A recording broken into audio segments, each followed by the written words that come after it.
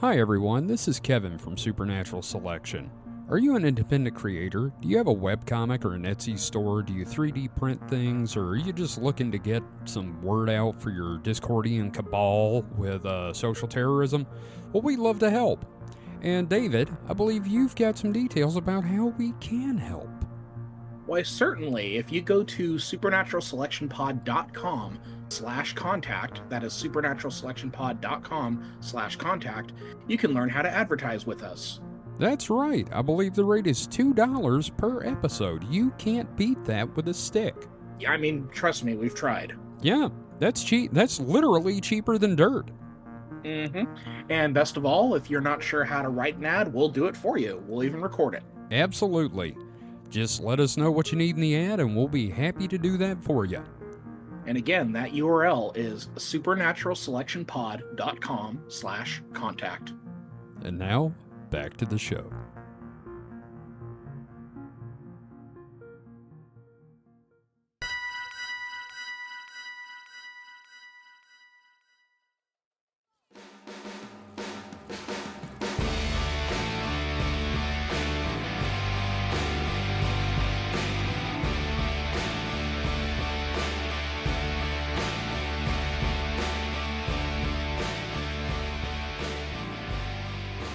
Hello and welcome to the Distraction Hole. It is David this week hosting. Unfortunately, Kevin and Mike could not be here, but I was able to wrangle up two special guests. First off, we have Beef Supreme. Beef, how you doing? Which one's Beef? Hey, Beef, there you are. I'm sorry. You're new to the show. I didn't know I was Beef Supreme. Well, I mean, you have taken a lot of head injuries, so we'll get into that later in the episode. But you're doing okay, Beef? Other than not knowing my name, I guess, sure. Yeah, I mean, you're using words and you're breathing, so that's about all you need to do to be a podcaster. What's this breathing you speak of? Oh, no. Also with us today is Dax Sawblade. Dax, how are you doing? Thursday. Anyway, yeah, so we got some wrestlers with us today. It's going to be a ton of fun. Occasionally, I'm going to ask them for some tips, and we'll see how that goes. So, yeah, this is the Distraction Hole this week. Well, that was a distraction. All right, should we drop the kayfabe? Yes, for God's sake, please. I can't do kayfabe. Oh, although, those are some pretty sweet wrestling names. Yeah, what was mine again? Dax Sawblade. Dax, so I like that. And Mike actually already has a wrestler name. I already have a wrestling name. Thank you very much. Oh, yeah. Please reveal it. It's Colonel Process. Yep. I was into illicit back alley wrestling in my youth. Yeah, tell him your partner's name. Well, oh yeah. What were you going to ask, David? Oh, I was like, well, what makes it illicit? Is that like? Oh, that's a very specific word. You know what I mean? You would use illicit for the title of a softcore porn film. Well, someone didn't have a shirt on. Yeah, I didn't have a shirt on, but then again, most wrestlers don't have shirts on. It was I don't know. We had longing in our eyes as we wrestled. Yeah. Now, Mike, what was your partner's name? Your partner? The Desktop Commander.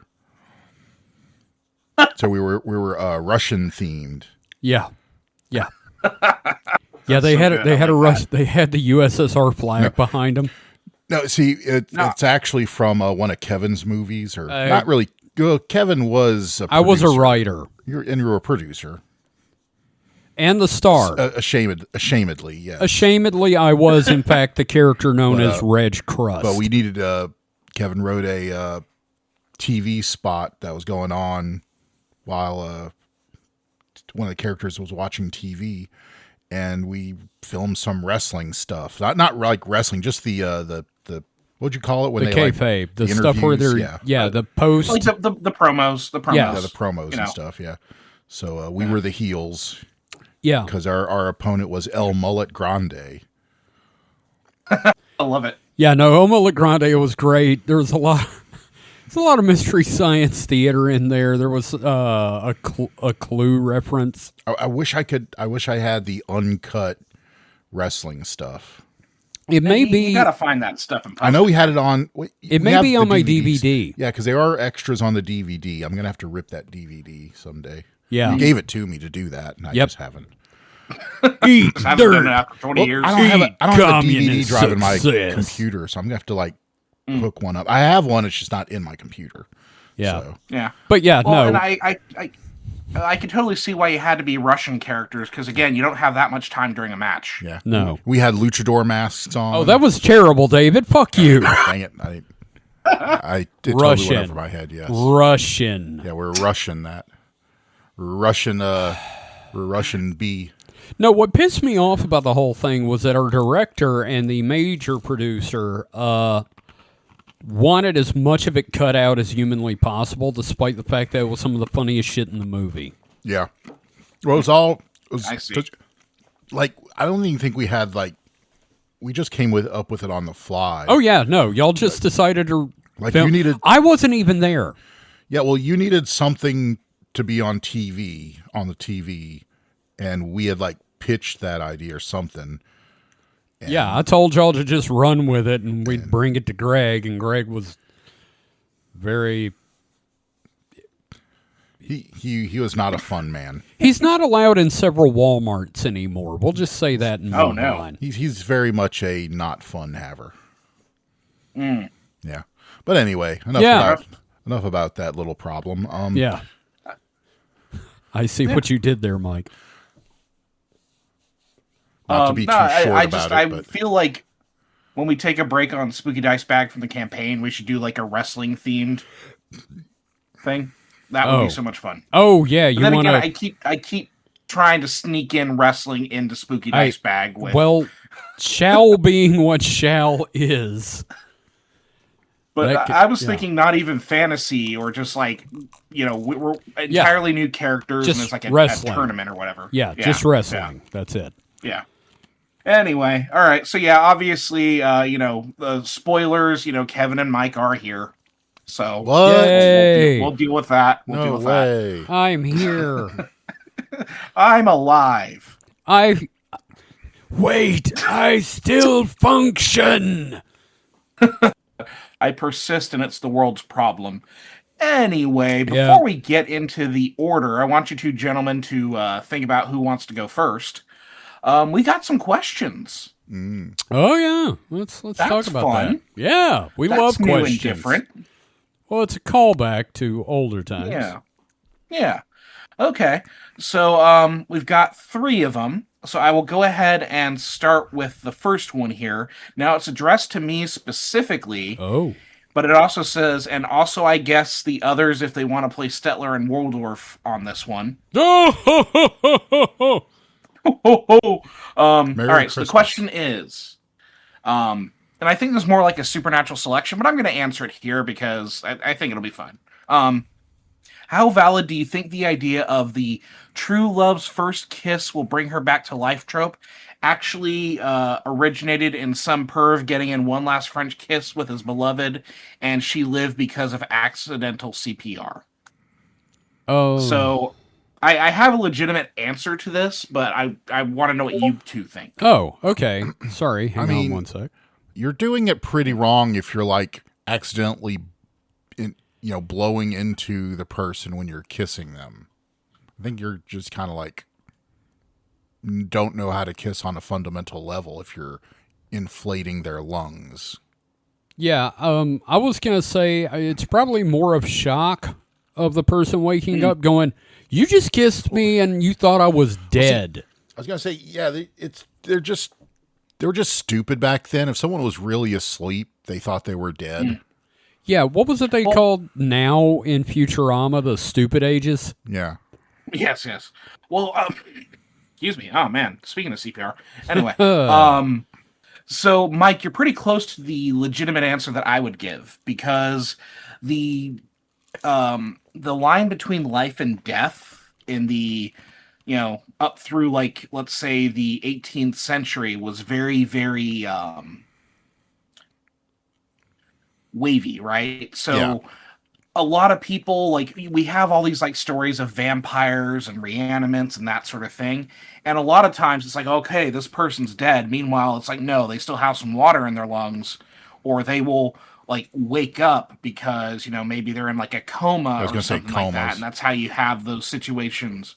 Yeah, And, where you have those and situations where if you go to like a very old graveyard, you got the iron bars on the graves, or you Mhm. have like the bells on the gravestones because people would get buried alive all the time. Man, can you imagine the new Highlander movie? That's just what the Immortals is. They think they died, and it's just that, and then they run into battle and get their head cut off. So that's a fucked up dichotomy because on one hand you have iron bars over the grave, but then on the other you have bells for like ostensibly the same issue. But one is like, no, fuck you, stay buried. The other one is like, I Mike. hope, what if you're buried, alive? Mike, But what if you combine them? And so the person rings the bell, but they can't get out because there's the iron bars over. Mike, I'm going to tell you what the difference is between the bells and the bars. How much the family loved them. If we were burying my dad back then, he would get a bell. If we were burying my mom back Yes, I then, know. we would have bars and machine guns. What about reinforced Jesus. concrete? That as well. Yeah. Like At she that would. point, what you do is you put a stake through the chest, and also you put manacles over the limbs. Look, I would have her inside that thing they put over Chernobyl.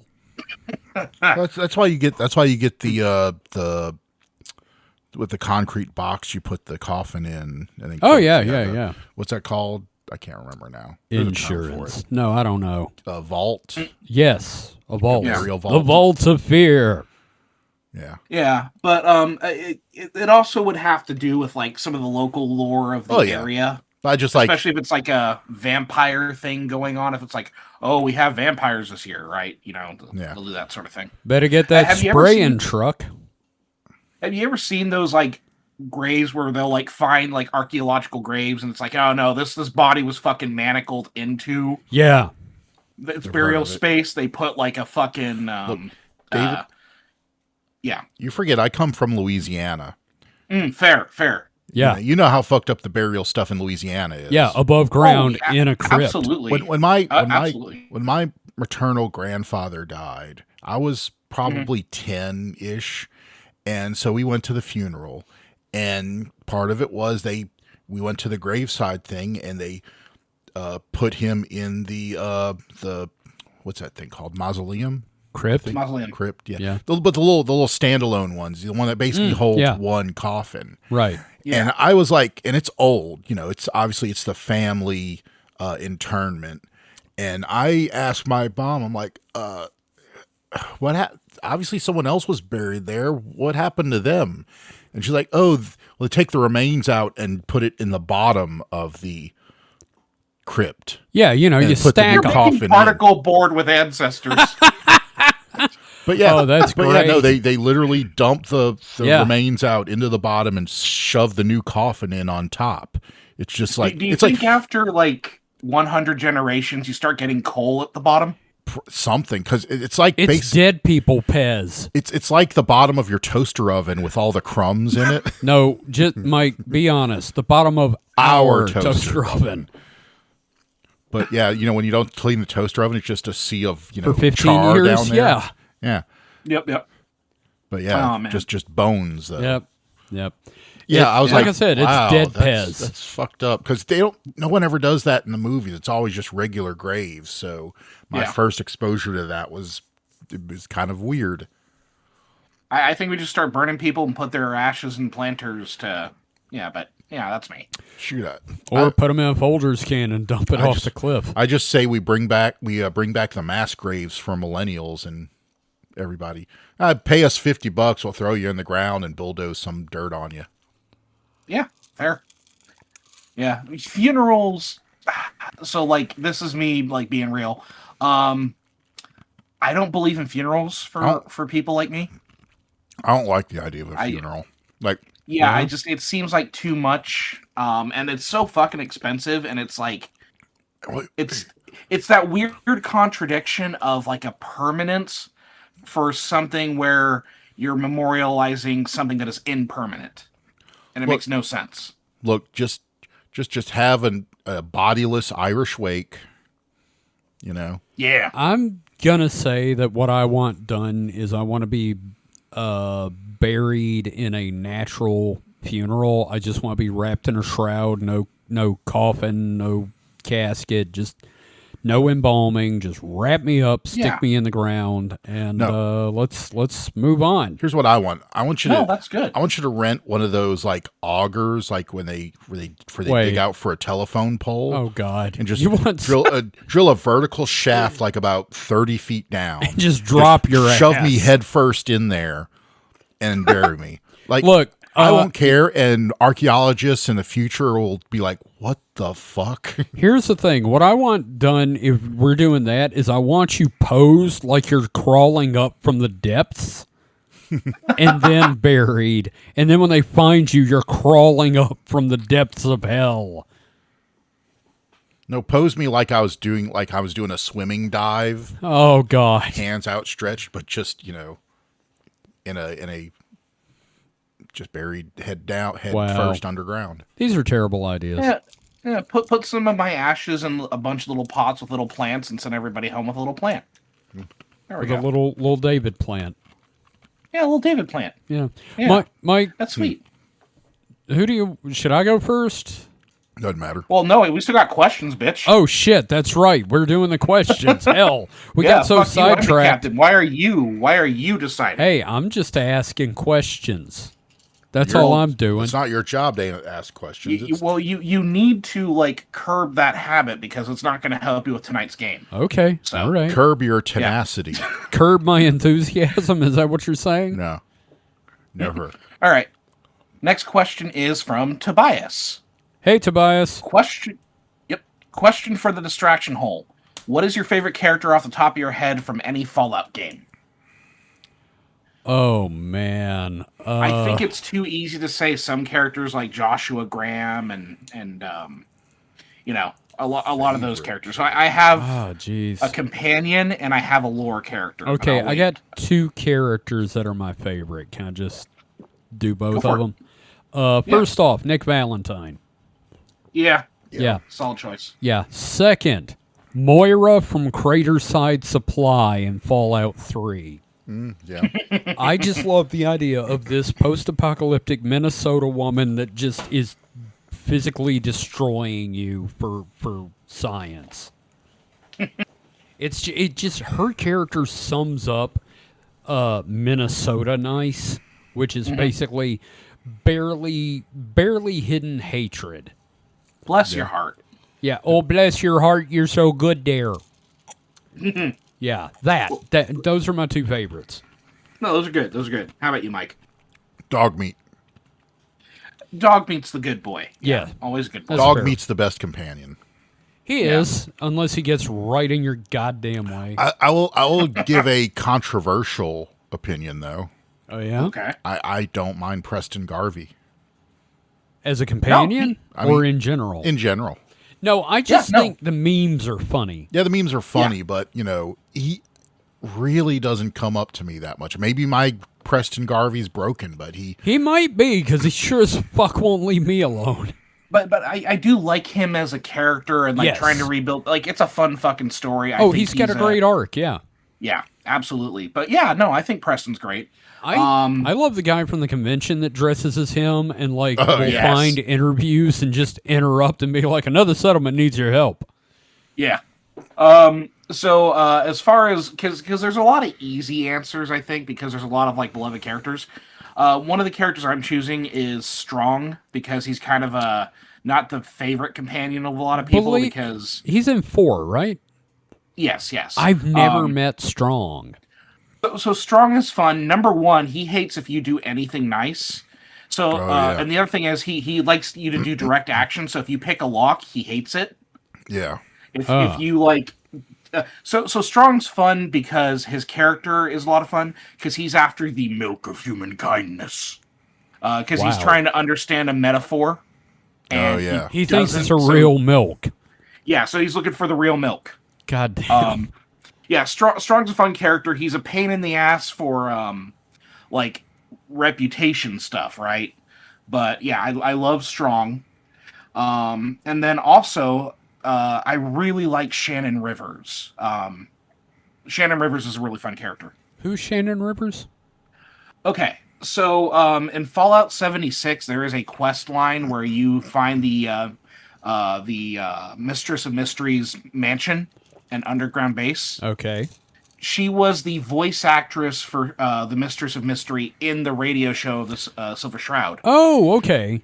Yeah. Yeah, and then she gets fired because they're going to make a TV show. You see that in Boston when you go to Huber's Comics. I was But going back to say, in I remember Appalachia- that. Yeah, back in Appalachia, she actually pulls a whole Batman thing and starts taking in surviving girls from the wasteland and Oh, turning shit. them into crime fighters. You get to become one of the Mistresses of Mystery. You get her equipment, and then Kent Connolly from Fallout 4, who gives you the Silver Shroud quest, he was sending her schematics and stuff for her to build Oh, the that's stuff right. in Appalachia. Because he's a ghoul. And yeah, and then it's got this really fun little storyline. Well, not fun. It's a tragic storyline, but it was just really cool to see kind of like this little Batman type pulp story play out. That's Yeah. neat. Yeah, you get to hear her on the audio logs. You get to read the terminal entries. It's fun when you can find a terminal like non-living character that you can attach yourself to. Right. Yeah. That's neat. Yeah. Okay. Quick question for the distraction hole. This is from Lenora, with no ulterior motive whatsoever. What genres of fiction do each of you enjoy most, and which associated tropes make you lock in and keep reading / watching? Oh, dramedy, probably Okay. in any Okay. any other genre. Like, you know, Discworld is funny, but it tackles like really heavy shit and can become like really serious really quickly. And Dungeon Crawler Carl is the same way, and Hitchhiker's Guide a little bit like that kind of shit, because the world is full of levity and humor and terrible things, and I feel like most books need to lean into the fact that funny shit happens. Oh, absolutely. Like, there's even some of that in the Wheel of Time. You know, there's this funny stuff. Stormlight, God, I think Adlin talking about shitting his armor was probably the moment I truly fell in love with the series. I was like, well, okay, that's me reading this And entire goddamn thing. Not only shitting his art, he had, yeah, a girl he likes asks him, what do you do "What to do you poop? do in the armor?" And he's such a honest, nice guy. He just tells the truth. Like, no, most people would be like, you know, I can't say that to her. You know, I have interest in her and I want her to think highly of me. Yeah, But he's like, yeah, just go. yeah. He's like, I, Adlin Colin, have shat in my armor at least 3 times. Yeah. And, you know, obviously it works out for him, but Yeah. And also, that was probably the moment where I was like, I like Adlin far more than I thought I would. yeah. Okay. How about you, Mike? What was the question again? Have I shat in my armor before? Yeah, have you shot in your armor before? No, because I don't have armor. Okay, good. Okay, now here's another question for you. What genres of fiction do each of you enjoy most, and what associated tropes make you lock in and keep reading? So sci-fi, I'm definitely a big sci-fi nerd. And like associated tropes. You can just name one if you want. I'm trying to think what tropes are associated with sci-fi other than spaceships and. Well, Mike, Well, I mean, there's a bunch of them. Like, there's like, if we're talking TV tropes, there's applied phlebtonium, which is like some made-up technology or substance for. I mean, I understand the need to do that, but I don't like that much. well, Mike, how about the fuck yeah humanity aspect of it? Sort of. I mean, let's see.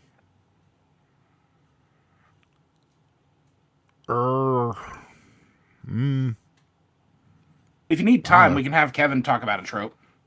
Never got a chance to. Oh, you didn't talk I about did. trope? What was your You trope? did? I thought I did. Oh, as far as I tropes, mean, there was armor shitting. I know that. Well, you said comedy. Drama. Yeah. Like, but you know that's Oh, yeah. I that's guess the if I had a genre, though, like in general, it would be fantasy.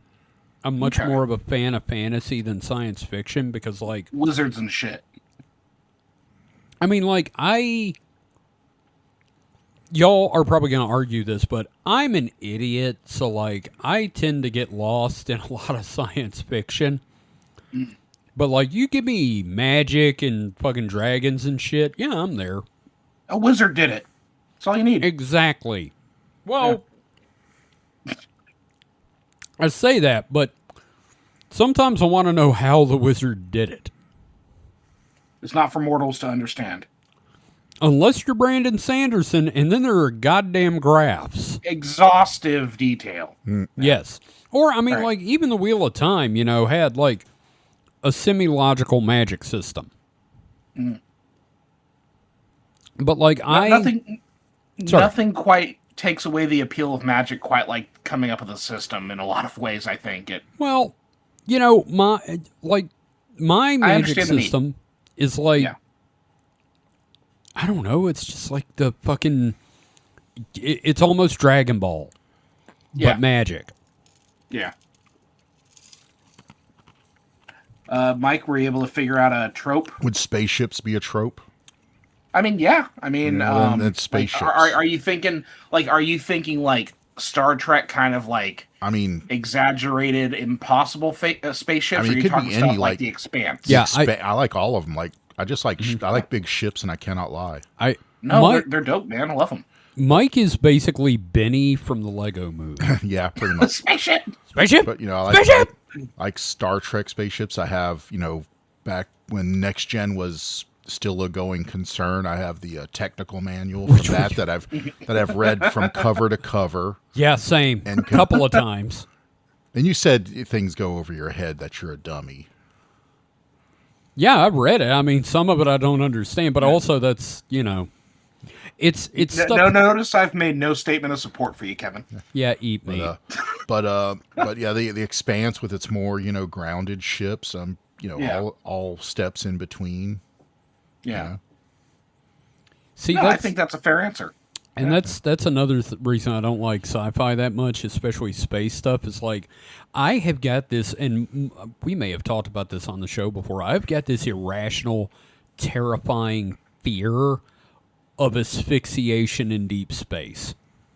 Mm-hmm. I didn't know I had that until like I saw that in something. And I was like, okay, well, you gotta have a goddamn nightmare now. Yeah, so like when you watch that sort of stuff, like when you like watch a space scene, do you kind of get like a little short of breath and you're like, ugh. I get kind of panicky, and I want to start screaming if anybody's exposed to hard vacuum. I have that issue with anytime I see in a movie or show people running through like brush and branches. Really? Oh, Like I flinch naturally just kind of seeing like the branches and stuff because yeah, and I can't help it. I do that if somebody is like crawling through a really confined, like yeah. cave. Like if it's just through other stuff, but yeah, if I see anybody knows one of those cave explorers that are literally crawling like a worm through a cave, ugh. Oh god, yeah, that kind of freaks me out too. But also, I've got a little bit of claustrophobia, so Yeah, I don't think I don't get freaked out by that. I don't think I have like claustrophobia except for it depends on. I guess it would have to be very severe, like restriction. Well, you know, also you can't help but kind of project yourself into that situation. yeah. So, like, I get it. I mean, I and- could be in a phone booth or well, my thing is smaller. Of course, David doesn't have a problem with it because he's probably got this weird unbirthing thing, right, David? Yeah, sure, absolutely. Sure, why what I not? do is I take a plastic tube, one of those large ones you get for cats, fill it up with Vaseline, and I just slide on through. Jesus Christ! Fuck. Show's Again, over. you can't challenge me to not make things weirder. Yeah. That's true. Now, Yeah. I do remember as a kid, I crawled head first into a sleeping bag and freaked out. Ooh, that's fair. My dad has a real issue with when he has to go like get an MRI or whatever, like the longer machine where most of your body's in there. Yeah, I've like been in I have those. to I have to drive him to and from his appointments because he has to take some shit to He has to take calm sedatives himself and down. stuff. Yeah. Yeah. Yeah. I should probably answer the question. Yeah. Yeah. This may come as a surprise.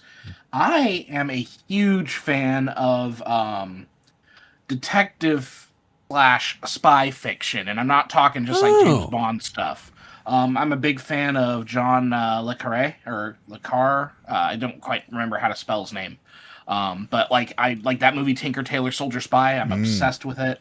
I love like old fashioned like espionage investigation stuff. That's cool. Yeah, and that's something that like I've always wanted to kind of do that myself, but I haven't yet. But I'm kind of scratching that itch with Errol in the Fang of Traceria. So Yeah. that's fun for now. Yeah, I'm really But, digging that. I gotta get caught up. As far as yes, you do. Anyway, as far as tropes are concerned, I really like that a lot of these stories are just like middle-aged men, where it's like, no, this isn't like all about gunplay and shit like that. Yeah. You know, it's someone in he's working in the river house, right? And like he has to go through all these different departments, and there's like different meetings about, well, we can't really do that because of this red. I really like the procedural element and like kind of like, okay, we can't do things through the normal process. We're gonna obfuscate them, but then that's a whole other separate tension that's going on. I love that stuff. So That's cool. I didn't Yeah. realize that. That's neat. I Yeah, like a good spy movie. yeah, have you ever seen Tinker Tailor Soldier Spy? I haven't, and I'd like to. Okay. I Trying to- really recommend it. It's got Gary Oldman playing like a Ooh. 60-year-old, like very like not heroic looking spy manager. He's running the circus, right? That sort of Huh. thing. Yeah, it's real good. It's real good. Anyway, so who's going first? Who's gonna Mike, share? do you want me to go first? Can if you just to want. get it out of the way? Okay, I'll go first then. If that's Okay, okay with all you, sir. You know what? Yeah, that's fine. I'll allow it. I'll allow it. God damn it. Okay. First off, update on writing. We're into book 2 of Aaron Apprentice. And next week, the last 2 chapters of book 1 come out. Ooh, perfect time to catch up. Yeah, and I'm going to take 2 weeks off after that. And book 2 will start at the beginning of March, I think. Okay. Goblin Bistro continues, and I love the fact that I failed you, David. Like, I am very proud of you for failing so spectacularly. Like you came up with something really good. Like Thank you. that's great. I'm shocked at how well it's gone over with people, and I guess it's like the emotional connection stuff. Yeah. Yeah.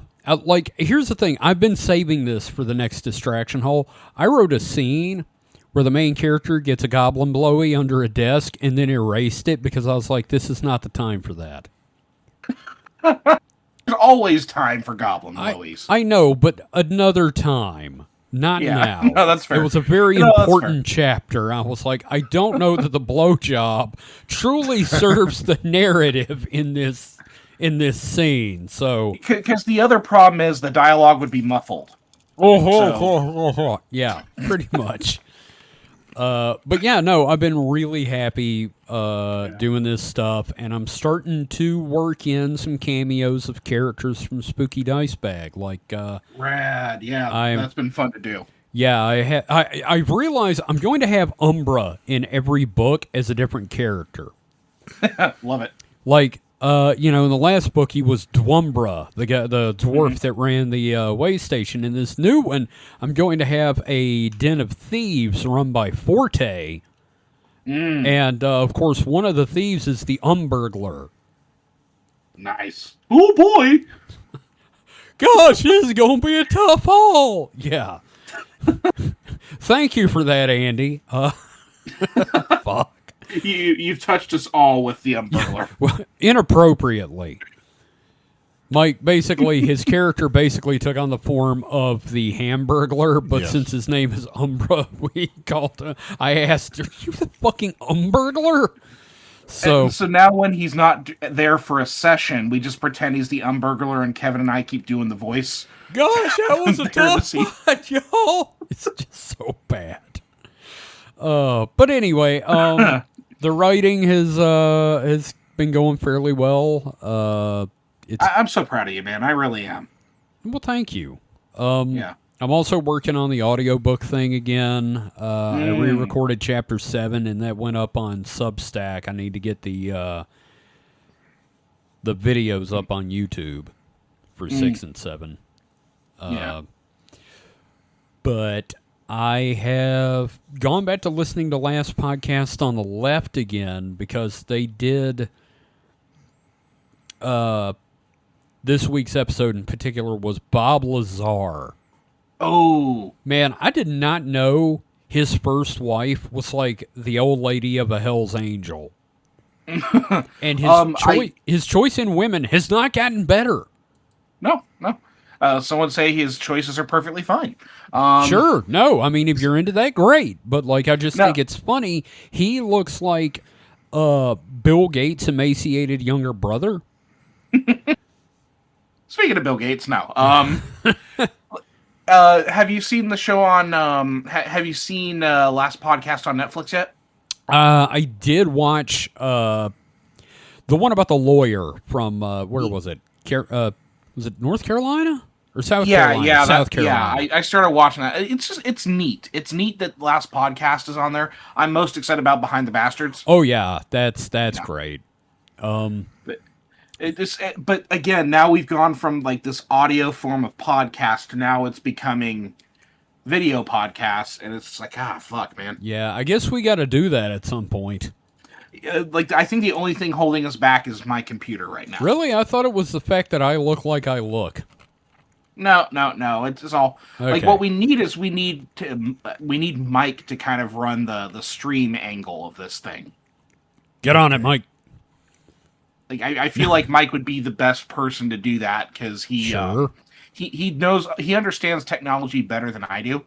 Oh yeah, And definitely better than I me. can send him all the art assets he needs. He would just need to like do the whatever streaming overlay because I feel like his computer could handle that. Oh yeah, it's better than mine. Yeah. So we're gonna bully you into it, Mike. No, we'll just set up whatchamacallit, VTuber rigs for all of us. I actually really like that idea. I think they should all be anime girls, but based on cryptids, and just like it'll have our normal voices coming out of these. No. Good, I'm gonna be Kwai Desu. Go ahead. Kawaii. Nani the fuck? Ara. Ara. Yada yada. I actually almost had a VTuber rig, but couldn't figure out how to use it. Yeah, I was developing that one goblin one, and I just couldn't. Yeah, we need to pay finish it. someone to build us some rigs. I'm just the gray and the Big Hawaiian rigs. shirt and 'Cause, big rigs over the truck, again, over the road racing. That stream, or I'm sorry, the YouTube overlay you did with like the screens and everything like that, it is just so perfect for that sort of thing because you could have our VTubers or our faces and those little side TVs. Big TV, we could just do a slideshow that gets cycled through. Yeah. But Right? now it automatically uploads, so I don't have to like stress over building that. So Yeah. that's nice. I mean, we could always just release it as a video podcast and Yeah, like honestly, we could probably start recording from here on like webcam and figure that out and that sort of something. thing. But yeah, nobody wants to hear how the sausage gets made except the people who are sausage enthusiasts. Which we have a Discord server full of them, so that's fine. Yeah. So I got FL Studio, Hell yeah.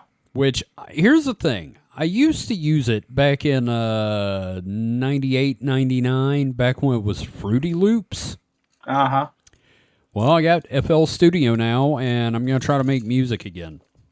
Hell yeah, man. Do it. Because I don't know. It's just a thing. I can't play instruments worth of shit, so I'm going to try to just construct things. I just want to construct things out of like weird noises. You know what I mean? Oh, yeah, no, you can do that. That is totally a thing you can do. Like, I mean, I used to. I don't have my files anymore. Yeah. And I don't have FL Studio, so like Yeah. I don't know what the fuck happened to those. yeah. Well, I mean, like, Paul used to make music where it's like, well, this is just like audio from NASA over something really off-putting. It's just like it's like radio, like heavily distorted radio transmissions from NASA over like an off-putting chord for 10 minutes. Love it. I honestly, legitimately love that. You gotta upload some of those. Yeah, we've got the files somewhere. I'll see if I can dig them up. Hell yeah. Yeah. Should put my one song up. Oh, the Star Wars techno? Yes. Yeah, we totally should upload that to the Discord. Let people hear it. Yeah, hell yeah. So, other than that, I watched the first 2 episodes of what's it called, Frieren. Yeah. I haven't watched it yet. It's good, but man, it feels like it's going to be dour. Oh no, you're talking about the first season. Yeah. Okay, yeah, because season 2 just came out. I haven't watched it yet. Yeah, no, I mean, I'm just starting on season 1, and it feels dour already.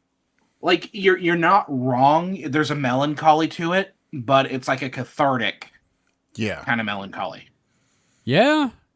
Yeah, no, Okay. like I think it's I honestly don't quite hate a it or beautiful show. anything. I don't hate Yeah. it or anything. It's just when you're dealing with the existential horror of the fact that, say, you're going to be 50 in a couple of months, and you're like, well, I'm past the halfway point now. Like literally, I think the moral of the show is to like, it's like the Ferris Bueller's Day Off thing, where it's like, stop and look around. You never, that sort of thing. Like, that's kind of the whole angle of the show. Okay. That this scholar has just kind of been so obsessed and letting time pass by until she finds a reason to kind of like actually connect. So, I've only seen the 2 episodes. What's up with the mimics? Funny. It's just funny. Waffo. I want to get. Watch and I find want out. to. Oh yeah. Yeah. Sorry, go ahead. I was gonna say they make a statue of Frieren stuck in a mimic, and I want that so bad because it's just so funny. God. It's not like a sexualized gag or anything. It's just No, really it's- fucking funny that this is like one of the most brilliant magical minds. And she keeps And getting she's- stuck in mimics. Because, Yeah. it's all about the grimoires. Grimoire. Grimoires, whatever you say Yeah. that. Fuck it. I don't know how Grimoires words or work. grimoires? Don't Let's ask the audience. Don't mispronounce it in front of a wizard. I can One say it of these- however the fuck I want. I'm American. I could say grimoires. I'm waving my wand at you savagely. Put your penis away. Grimoires. No, it's my Grimoires. There we wooden go. wand. Yeah, put your penis away. God damn it, Mike.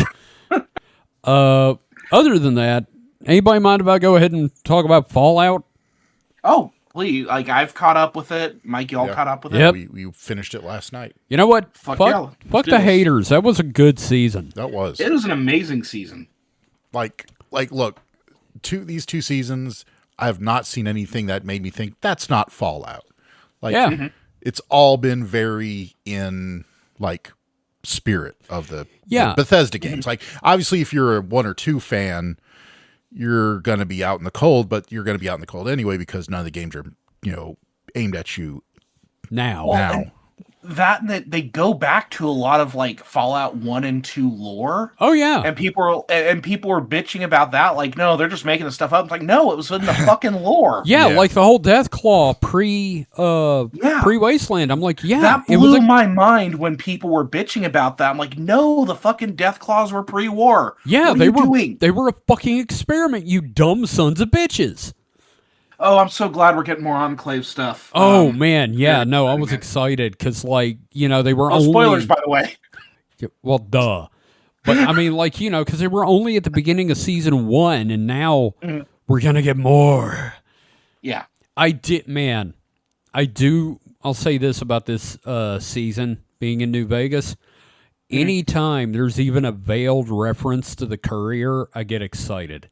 Yeah. When Mr. House was talking about like all the ways his body was destroyed. Yeah, and then also not just that, but like the Ghoul Cooper talking about only one man I ever known came out on top in New Vegas. I'm like, yep. And the fact that like House was antagonized, like worried that he wasn't in control, that was like for fans of New Vegas, that's some serious shit. Oh right yeah, there, man, because he's like yeah. Oh, also the dude playing House. Okay, look, I know Renee Abenjois is dead and everything, and that's sad. But like, man, they chose a really good person to play him. Justin Theroux is so fucking good. Just in general, like man. he's a great actor too. Yeah, absolutely. Yep. Yeah. Man. All the NCR stuff, like, because I was waiting, like, Yeah. okay, when are we gonna get all the real NCR folks, and then to cap it with that recreation of the opening cinema. Yeah, like that was just so good. Also, I just really want one of the games going forward to have the fucking Ranger armor. You can get it in Fallout 76. The power armor? Oh no, I'm talking about like the Ranger uniform thing, the mask. Yeah, no, not that. I've got a mod to put that in Fallout 4. I'm talking about the NC the power armor. Yeah, the NCR power armor. Oh, they'll add that. They'll add that for sure to Fallout 76. God, man, look, what I fucking loved Maximus in that last couple of episodes, dude.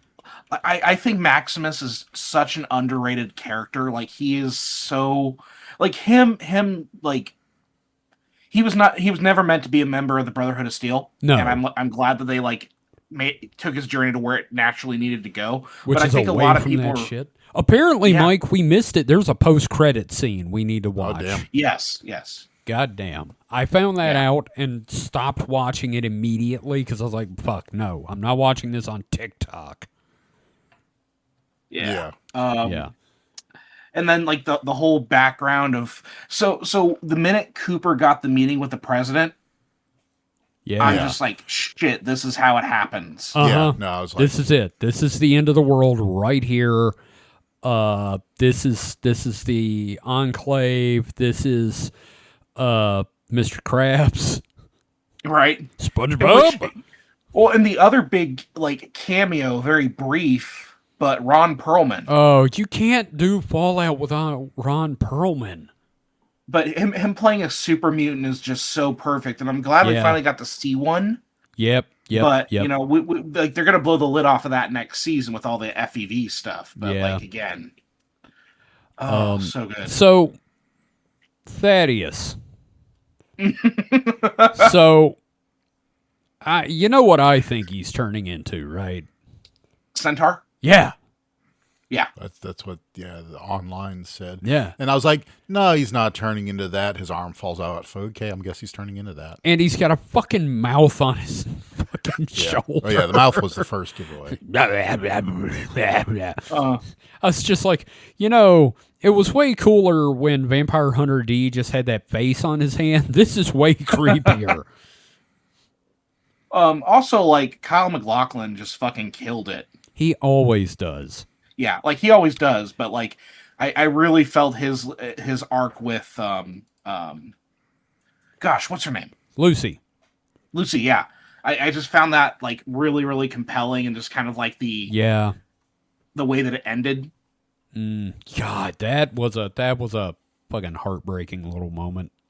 Yeah, and then everything with Norm this season with the Vault for Managers. I fucking love Norm. I love Norm so much, and he's got a girlfriend now, or I'm sure that's where it may be going. But maybe good for him. Good for him. I saw a theory she's in the Enclave, and I'm like, why? Why would you even? I can't think of anything that would point to that other than you don't want Norm to be happy. That's it. Norm deserves happiness. I agree. So I'm trying to figure out what Stephanie's going to do to the Vault. Oh man, I don't know. Fucking. You see, Mike had a theory what was in that case before she opened it. Yeah, I thought it was like a Gek Well, actually, Yeah, Mike's okay. original thought was FEV. She was gonna like super mutant the whole goddamn vault. Yeah. But then we were like, what if it's a Gek? No. I was hoping this season we were going to get like super mutant Norm. I kind of hope Norm stays what Norm is. Oh, no, that's completely fair. But like, 'Cause if they his made him name- a super mutant, I would have been like, oh, that's cool. His name is Norm. He has to stay normal. The other thing is like, what's this conflict between the Commonwealth and the other factions of Brotherhood? How's that gonna? Oh, man. Yeah, Play no, the whole Lions thing. Mhm. Whew, boy.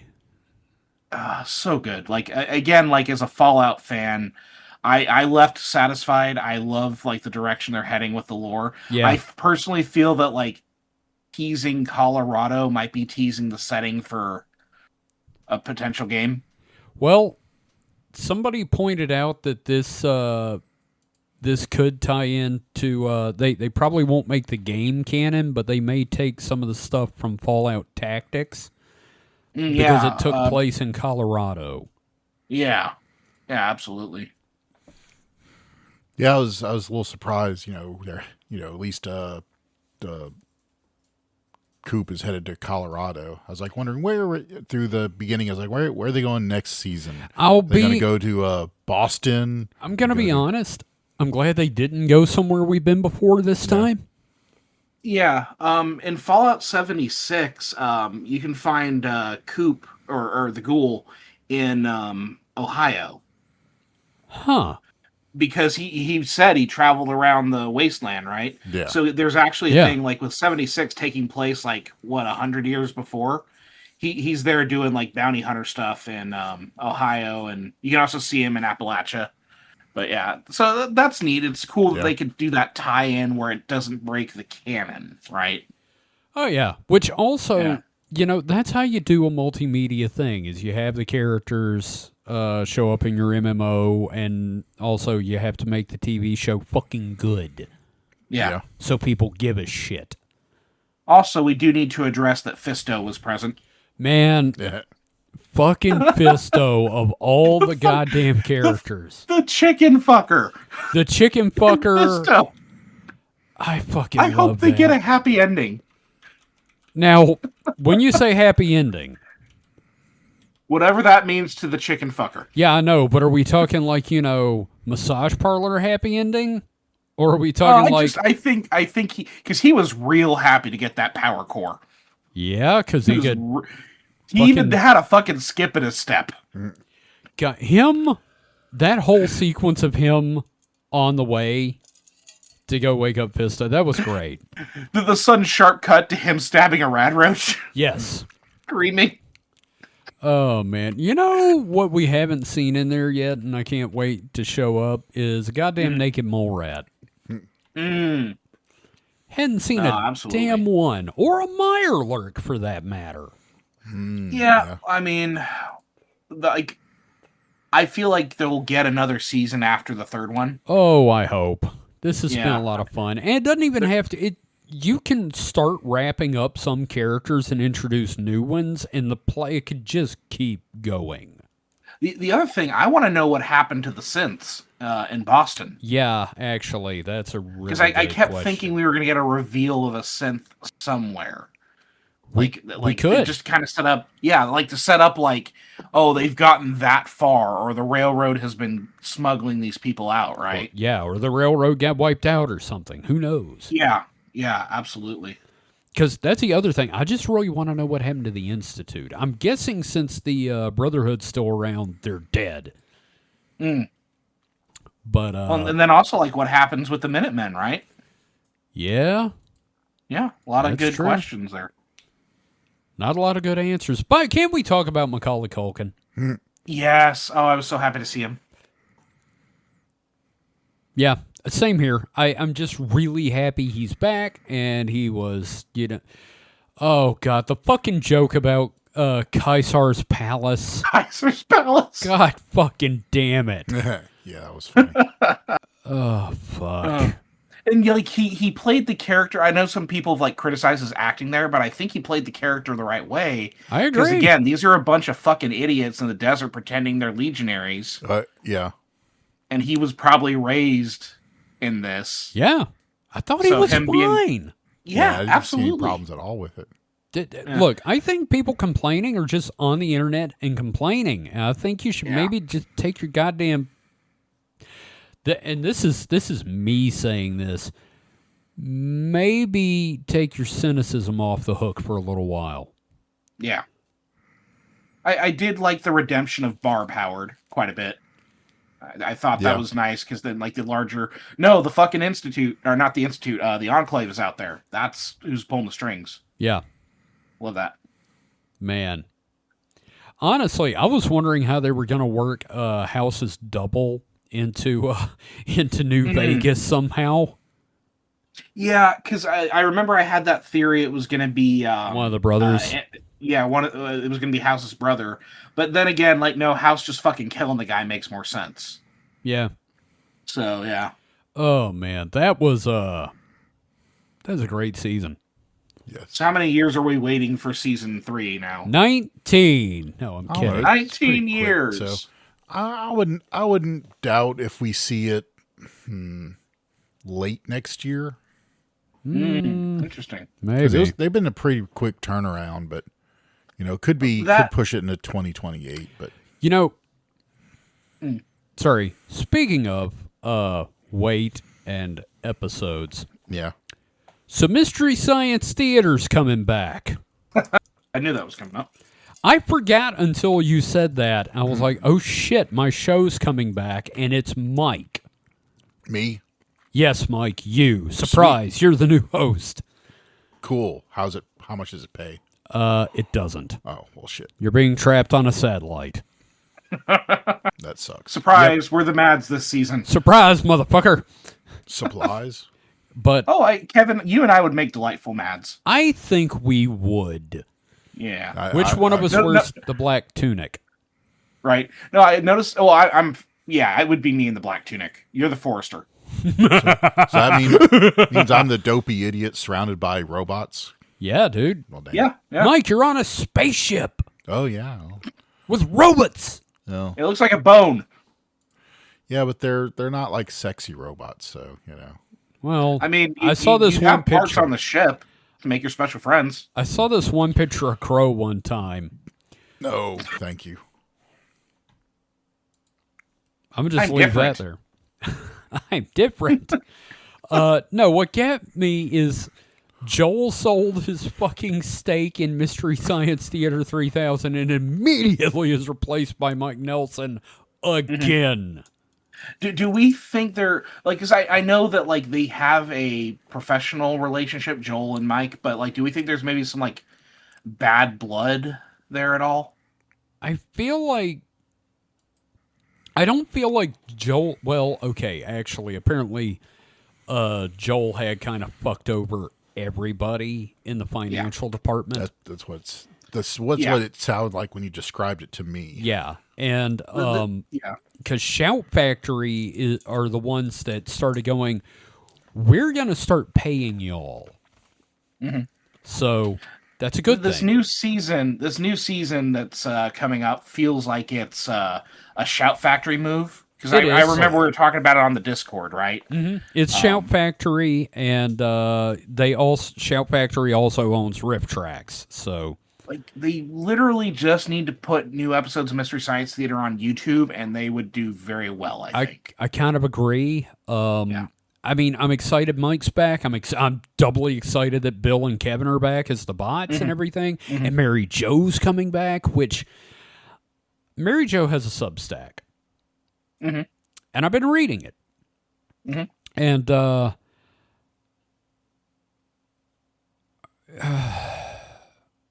she's being public about it. I'll go ahead and say she's lost like most of her family in the last few years.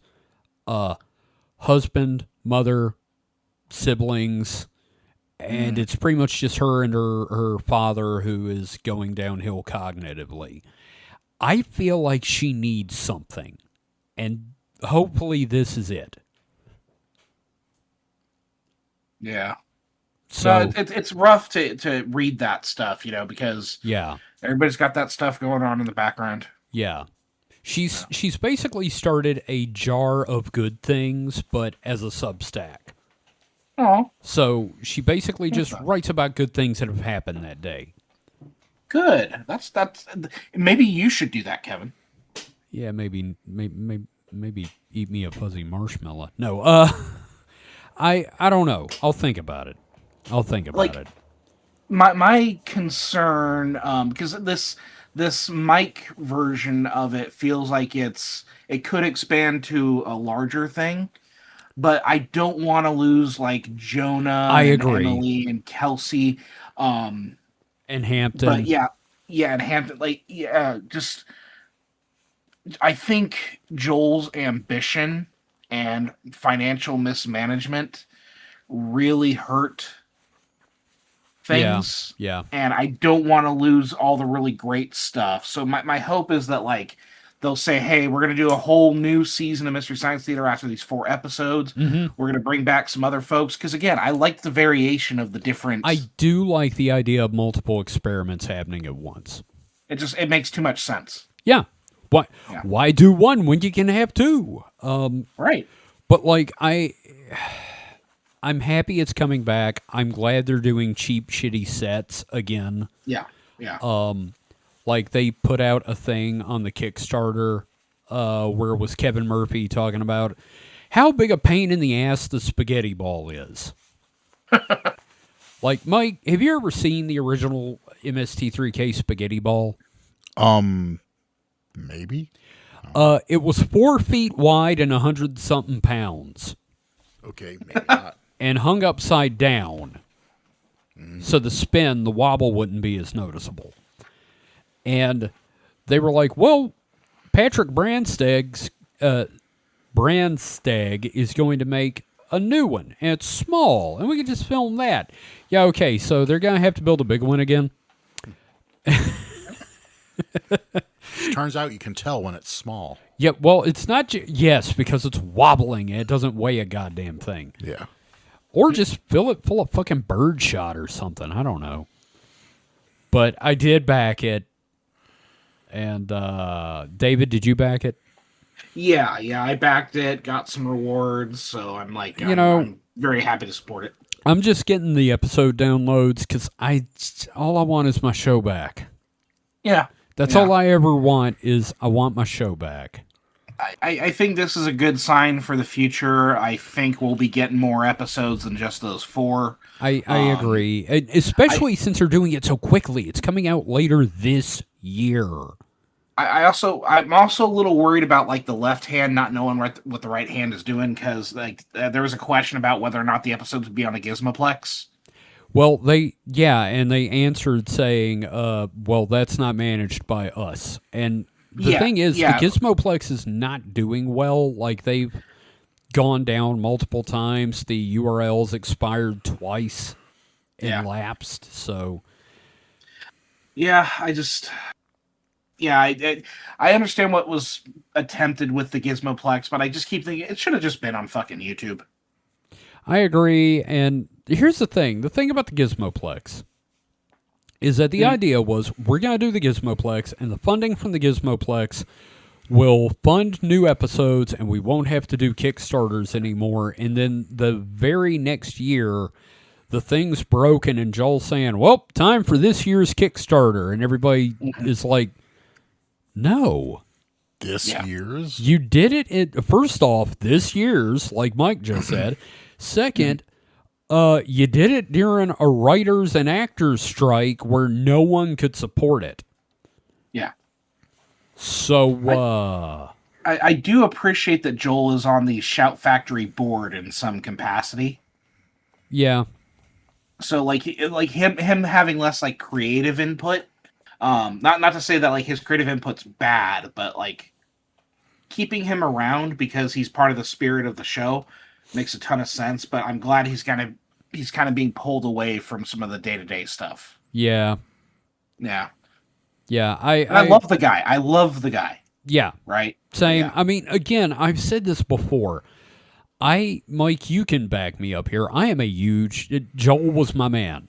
You know, Joel was the host. I saw the entire run of Joel. No, you didn't. Just kidding. Wow. Wow. Fucking A, son. You expected that man to back you up, Kevin? Well, you expected Beef Supreme to back you up? I'm sorry. Anyway, I was just going to say that I love Joel, but funnily enough, my 4 favorite episodes of the show are all Mike episodes. Well, and here's the thing. Like, Mike was there from, like, almost the beginning as a writer. Yeah, so. he was the head writer from the beginning of the Comedy Channel era, so yeah. Yeah, absolutely. Well, look, so, we've been talking for an hour, David. Can we take a break? No, yeah, we can. Okay, awesome. So we will take a quick break. You know, you two have to go backstage and like pull up your sweatpants. I have to get the make towel. Sure you got your lucha mask going. I have to get the powder on. Yep. Got to powder each other. So yeah, we'll be back after a brief powder break. Yeah, brother.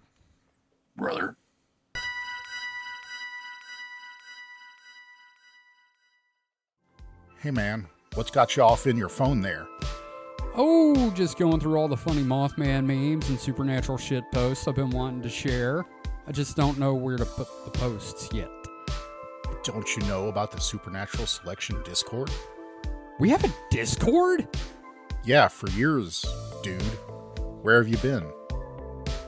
Can people chat with the hosts and get previews of upcoming episodes and generally post funny shit as much as they want with other listeners? I mean, if that's your bag. I mean, personally, I wouldn't do that, but there are even live streaming events for the shows there, too. You've been in a few. How do you not know this stuff? It must have been my doppelganger. How do I get into the Discord? It's easy. Just visit discord.supernaturalselectionpod.com. Now say that 3 times fast. Well, that's perfect. Now I can share 3 terabytes of Hollow Earth memes. Get it? Terabytes. Never mind. Forget I said anything. Just don't do that. You should definitely not visit discord.supernaturalselectionpod.com to join the Discord. We don't want you there. Too late. I'm already posting my alien abduction fan fiction with the general chat. Join the hosts and listeners of Supernatural Selection on the official Discord. Just visit discord.supernaturalselectionpod.com.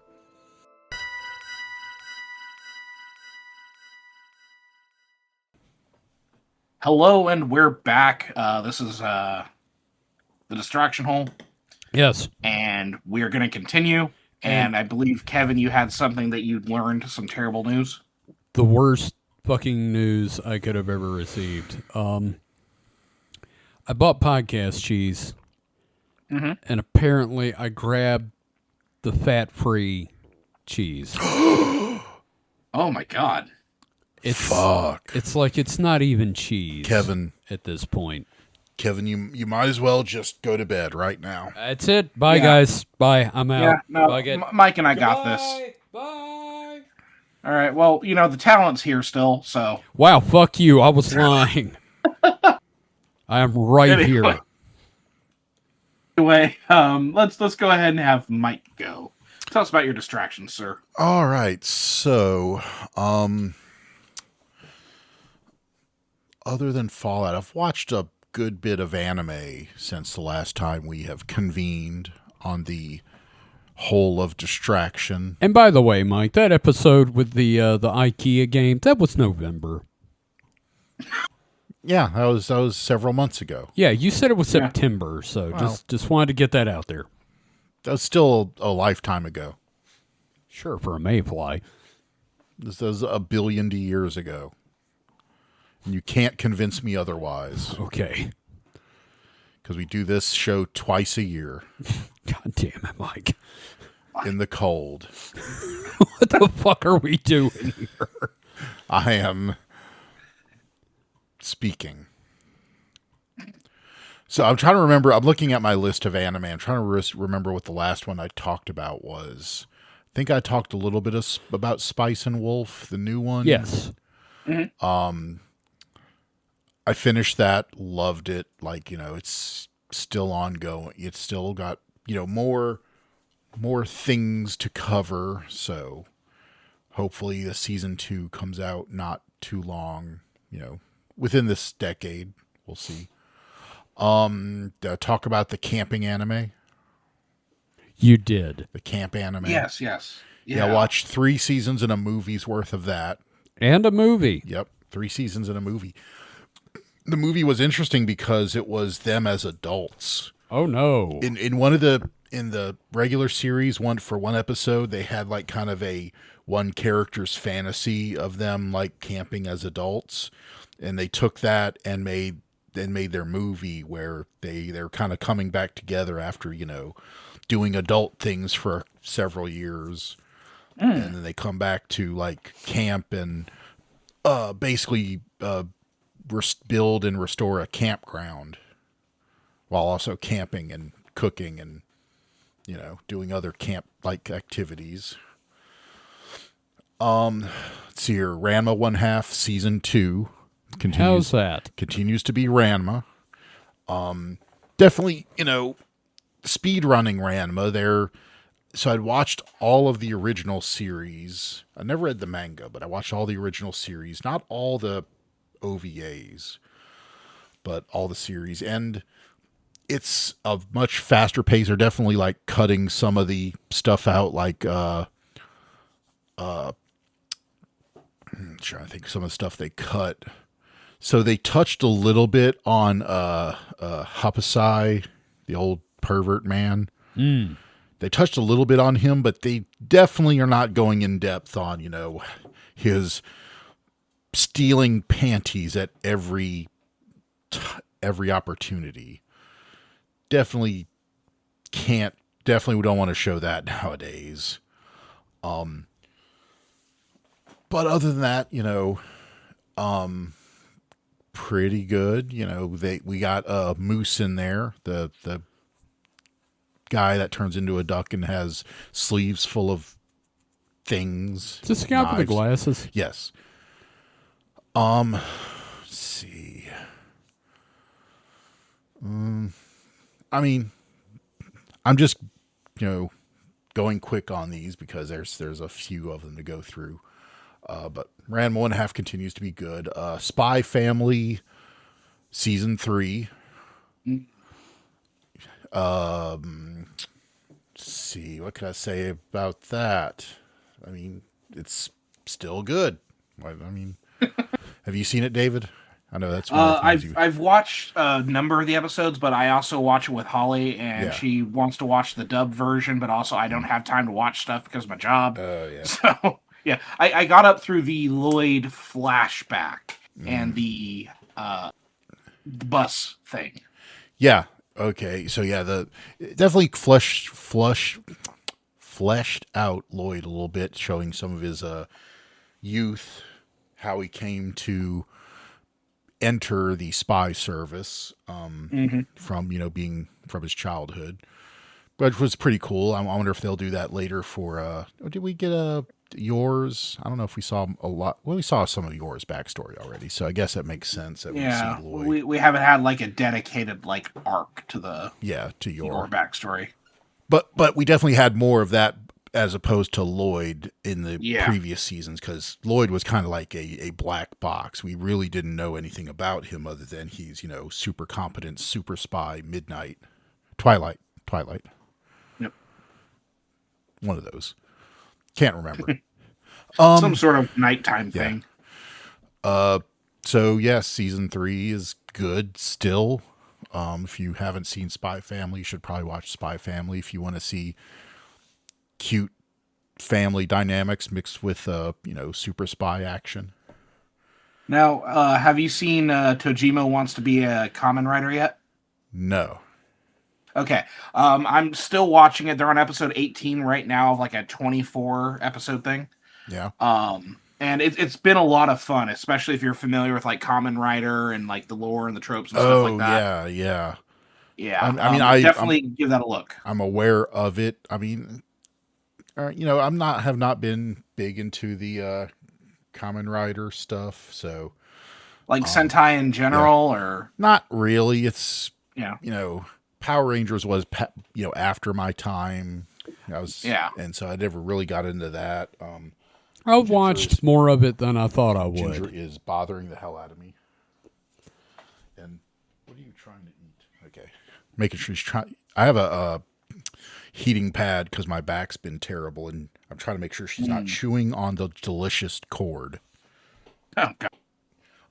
Let's see. Next anime. A very odd one. My Wife Has No Emotions. So this is, let's see here. So it's a very normal story. Young businessman, out on his own for the first time, trying to take care of everything, all the household stuff, including, and work his job is a little too much for him. So he does the thing everybody does and buys a robot to help, around the house. And then he falls in love with it and says it's his wife, and the robot is his wife, and hilarity ensues. This has been the strangest thing Mike's told me about lately. Yeah, it's very odd because she has like a face, but her mouth doesn't move, and so you think in this world, so it's very insular in that it's pretty much only their household, so you don't see too many people's outside thoughts about it. His sister is all for it because she likes weird shit apparently, and that's kind of her jam. So she's like, yeah, fuck your toaster. Does the robot look like an anime girl, or does it look like a gynoid? So she's got normal body proportions, but she has a unmoving face, but the rest of her body is silvery, kind of, I guess metal or something. What's the name of this show again? My Wife Has No Emotions. And she's a goddamn robot. Yeah, she's a fucking toaster. But she starts out, she's supposed to be a just a cooking robot, and later on, he gets, she tries to do other things around the house and gets annoying ads because, her cleaning functions are promotional only. And so annoying audio plays whenever she's doing anything other than cooking. Oh, God. Yeah. Very, commentary on, modern life. In okay. That way. Looking at the robot wife. Yeah. I'm just like, okay, somebody watched Battle Angel and was like, what if cute? Yeah. As an anime, what if it was this but cute? And, just domestic. There's never any big pushback. There's no anti-robot fucker society or anything like that.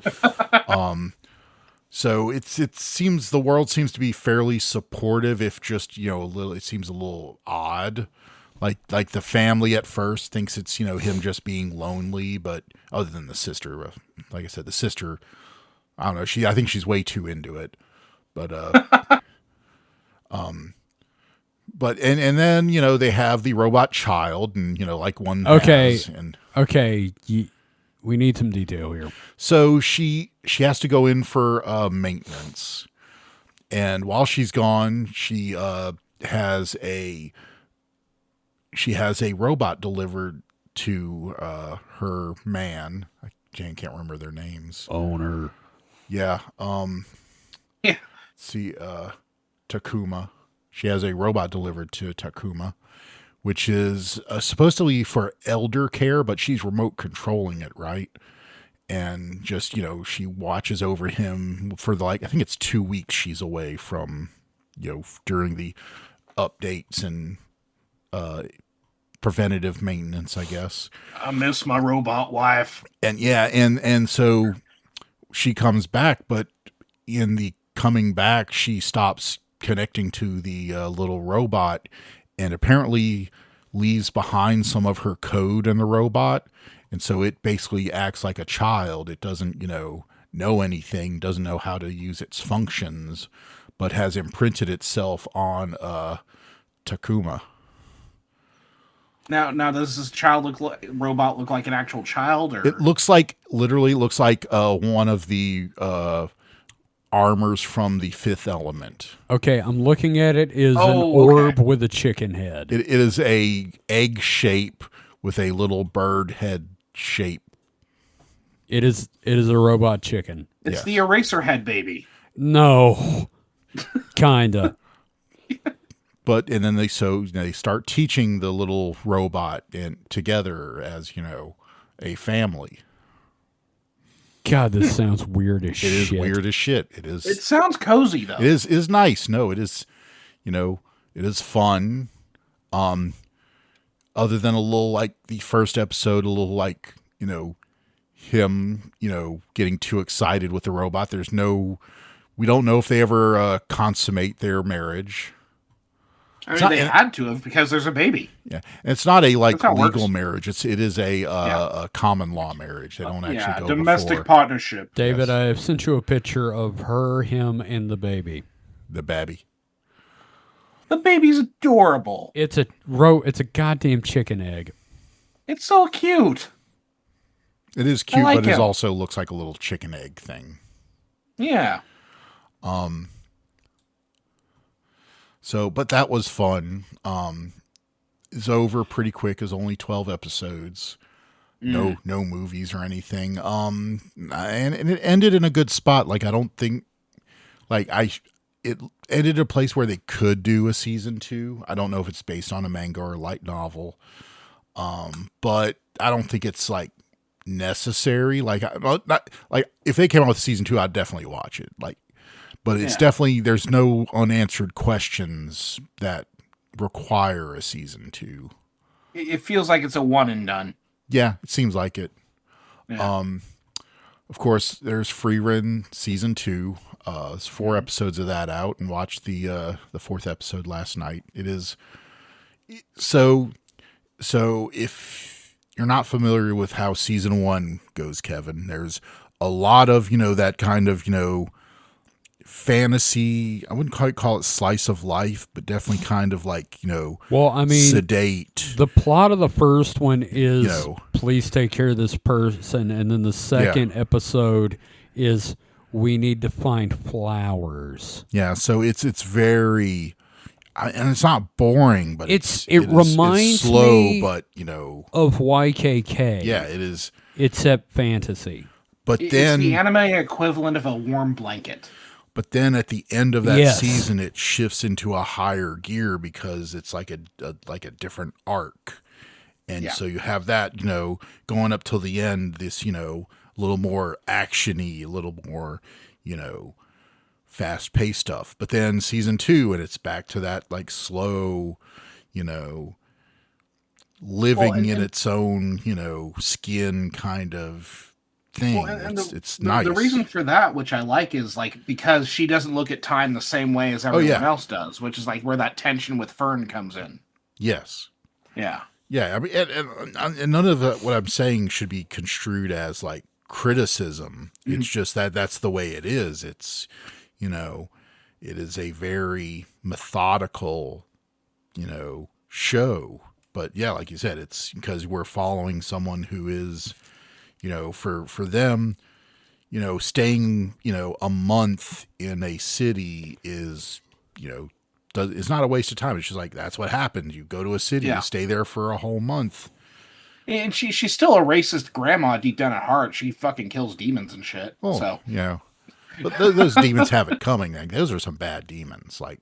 So far, I've not seen any demons that seem, worthy of redemption. They definitely have but people I think her name was Aura, yeah. the pink-haired one. Mm-hmm. So there's been kind of this meme going around of Frieren just being kind of like the Doomslayer. Yeah. Yeah, but, she had every opportunity. Well, I won't spoil anything. Yeah. Kevin hasn't seen her yet. But I have not seen anything to say these demons in this world should not be slain. Yeah, no, that's fair. But again, the whole fandom thing's very funny about that. That's because they, see cute girl, want cute girl to not die, but cute girl is also Hitler. Yeah. Okay. Yeah. So, and the one I have one more episode to watch tonight. Is Girls Band Cry, which is a anime kind of in the vein of, K-On! And other, Bocce the Rock. It's cute girls in a band.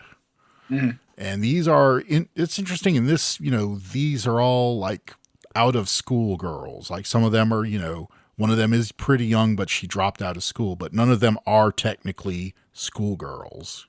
Mm. Although I guess one of them is an acting school, so I guess that technically could still make her a schoolgirl. But anywho, so and I came to realization while making dinner tonight that this show is literally just anime of the Real Big Fish song "Sell Out," because one of the characters, she's in her 20s, and she left her former band because they wanted to sell out. They were, on the going, changing their style, changing their look to become, popular and an idol band. And she didn't want that. So she left and ends up meeting with, so that is Momoka. And she ends up meeting Nina just by chance, who Nina loves their previous music. Before she left, she that music got her through a difficult time, and said she should, basically be more rock like, and, stop, listening to other people trying to, run her life and tell her what to do. So she dropped out of high school, moved to Tokyo. Well, not moved to Tokyo. She moved to Kawasaki, and is, prepping for college, outside of high school and away from her parents who she feels wronged her. And they decide to start a band. Momoka, she's the ace songwriter from her previous band Diamond Dust. And she's, they start a band, and, hijinks ensue. They get other members, and it's just kind of their road to becoming a popular band on their own terms, not, compromising their sound or their, integrity to the, is there machine. is there like a Battle of the Bands arc or something like that? Not really. So there kind of is, because the last episode, I think, is that they kind of built up because Diamond Dust has challenged them to a performance, and whoever has the most ticket sales wins. So I haven't seen how that pans out, but seems to be the final conflict. Because if they were in school, it would have been like that, oh yeah, festival thing, right? Where it's like every class has to put together their act for the festival. Oh yeah. Yeah. So it was interesting seeing a more, a less schoolgirly version of this. Whereas K-On! Was just more about them playing. There wasn't any conflict per se. This has a lot of conflict because all the characters butt heads a lot. As the title implies, Nina cries a lot because she's very stubborn but also sensitive. So she'll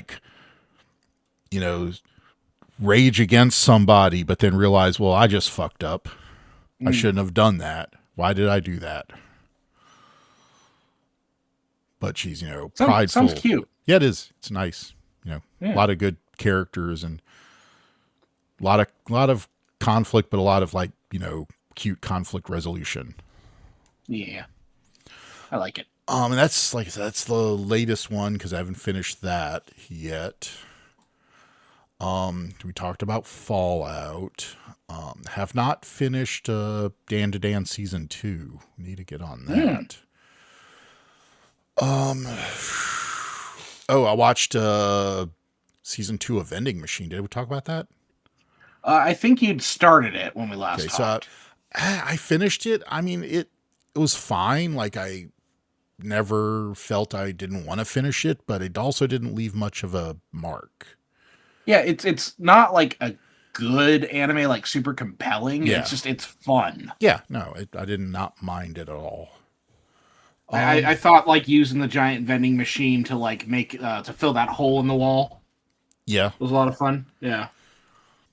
Let's see here. Anything non-anime then? Nanime.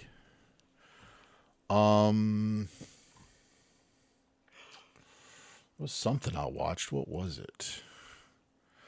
So I'm watching Starfleet Academy.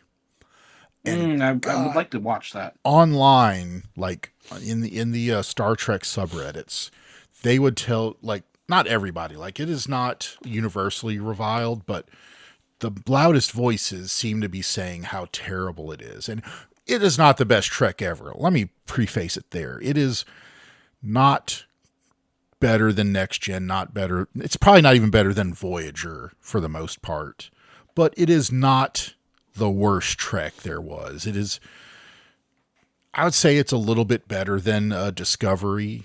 Like, Discovery probably had some better arcs than what we've seen so far, but overall in the, 4 episodes that have come out now? 5 episodes. I think the 5th one just came out. It is not worse than the worst Discovery episodes.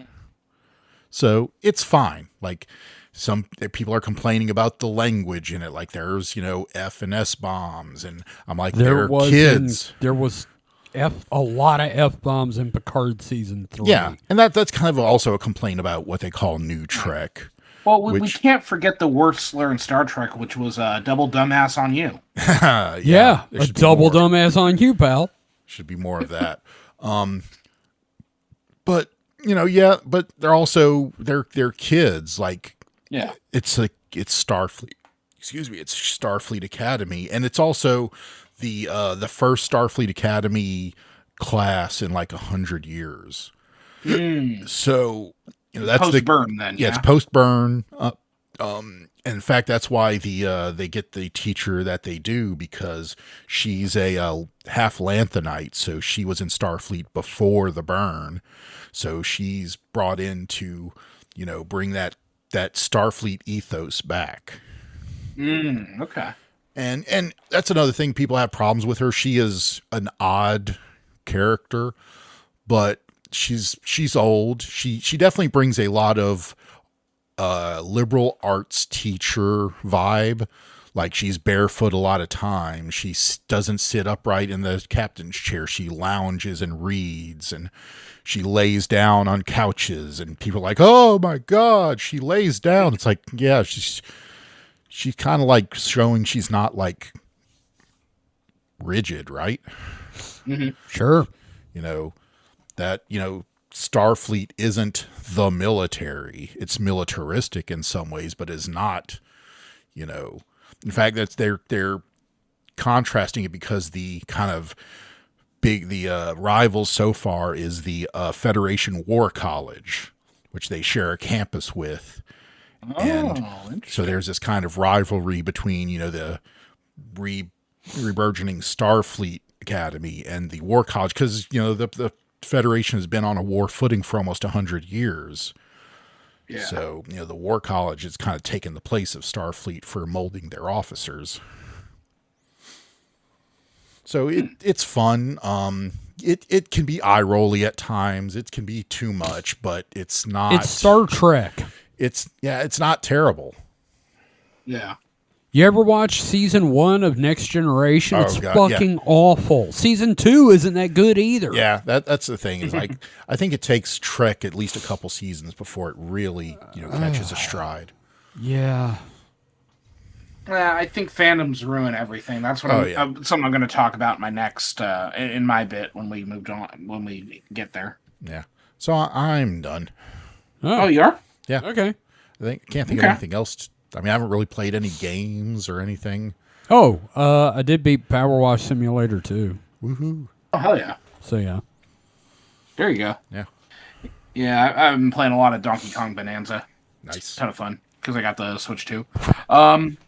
Yeah, so I figure we can go through my bit and then we'll do a break and then we will move on to the game and Sure. everything like that. So I guess like general life update, I feel like this semester is going really well teaching wise. Oh, good. Yeah, I've been doing a lot more like in class activities, and that seems to have helped very much. So we were covering the creation of Frankenstein, like the story. Right. And what I decided to do is I talked about the history of how it was composed, because, Mary Shelley, Percy Shelley, Lord Byron, Claire Claremont, and John Polidori went up to that cabin in Geneva when it was the year without a summer. Yes. And, I mentioned, like, okay, number one, they were all out of their minds on laudanum. They but were all also they were young and horny. like opium. Yeah, they were all young and horny and everything like that. They always found that the students always find that interesting. Like, oh my! So I'm like, so what we're gonna do is we're gonna simulate what it's like to tell a ghost story on laudanum. Oh God. So we basically just did an exquisite corpse. So Oh, wow. like you could only respond to the line that you see above yours. So I'd have them like fold the paper every time they wrote their lines, so the lines above were hidden. And it was fun. They came up with some really fun stuff. But that's a type of energy I'm trying to bring to the classroom Right. this semester, and I think it's paying off, and we'll see how that goes. But That's cool. like I've been busy, dude. I have been so busy. Yeah. No, So- that's understandable. So as far as stuff that I want to mention, Holly got me hooked onto the Peacock game show, the Traitors. I don't know if you gentlemen have seen any ads for the Traitors. Does not. I've not heard anything about it. So it is a game show that is basically just werewolf or mafia.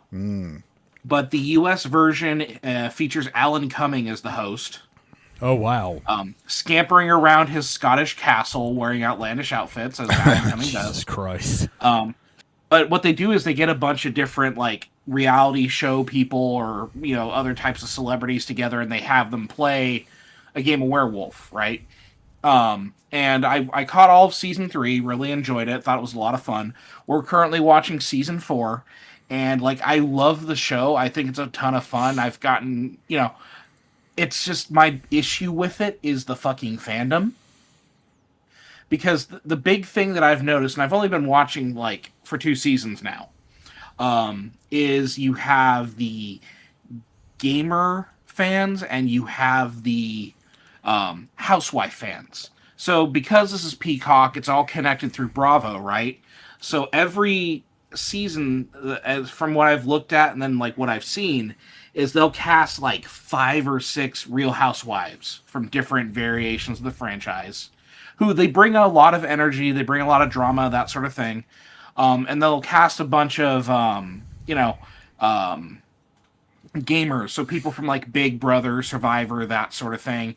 And then they'll have some other folks, like for example, this season they have Johnny Weir and Tara Lipinski, both very famous Olympians, right? And they also had like comedian Ron Funches and Food Network personality Christian Kish. The problem is everybody thinks they're a strategist in the fandom, and also they get real upset when certain types of players are voted out of the thing or murdered, right, in the castle. So like I've noticed there's been like this big kind of kerfluffle between the Housewives fandom and the like the gamer fandom. And this season it's come to a head with Candace, who is from the Real Housewives of the Potomac. And then there was a guy, Rob Roche from Love Island, and he's been playing a very strong game, very strategic. But like now the participants who have like participated, they're getting really, really like aggressive, and they're treating this game like it's a life or death thing. So it's Wow. incredibly messy. I'm looking forward to the reunion because there's going to be some shit going around. Uh-huh. But it's just the fandom is just irking the shit out of me. It's understandable. Because, like, yeah, they think they know how they would like how to win and everything like that, and then they'll like come up with like the most dog shit observations. One person I saw literally suggested that Rob, who's one of the traitors, had told one of the faithfuls, because the faithfuls are the victims, right? The faithfuls, their goal is to suss out the traitors. The traitors are set. Their goal is to last until the final vote of the season, because if they're still if they're still playing at that final vote, they can take all the money from the faithfuls, right? So someone had this crazy idea that like, no, this traitor told this faithful who the other traitors were, and I'm like, you don't understand a goddamn fucking thing about TV production, do you? That you cannot do that. You have mics on you constantly. You violate an NDA. That is a huge problem. So again, it's a bunch of people who don't know shit, but like saying with their whole chest they're really dumb fucking opinions, and like they're also letting their biases come into play. So there's a lot of like accusations of like sexism and racism that just like feel out of pocket. Like it's just like the fandom's the worst part of this. Like the show itself is a ton of fun. I'm enjoying it, but Always is. Goddamn, man. And just fandoms ruin everything. They really do. Yep. That's so. Yeah. So I will say that like I really enjoy the traitors. I'm very excited because the other thing is because this US version has been so celebrity heavy, because they're just casting celebrities all the time, you have those inherent factions. The housewives are not going to vote against other housewives, and that sort of thing. There's like some of that stuff in there. They're doing a version where it's just average people. Oh, good. And I cannot wait for that. I kind of want to apply, but also like I don't have a fucking passport, so I don't want to go to Scotland. But yeah, it's one of those things where it's like I feel like I would have so much fun doing that because it's werewolf, man. It's great. Yeah. It's inductive and deductive reasoning. It's fantastic. Okay, so I do recommend that. I don't know if you guys are big on like reality television. Nope, cannot stand it.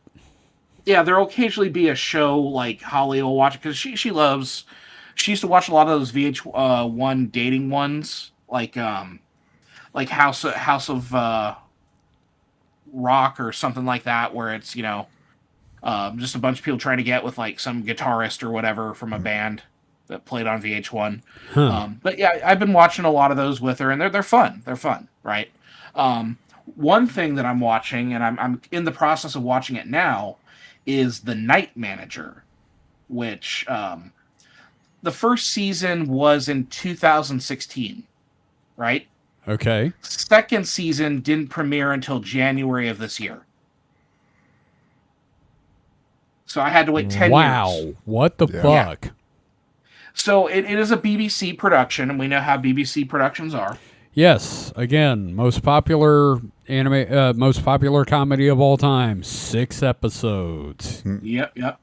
So this is a spy thriller based on one of those John le novels that I had talked about earlier. Yeah. And it's like a post, Soviet Union kind of thing. It's about like arms dealers and that sort of stuff.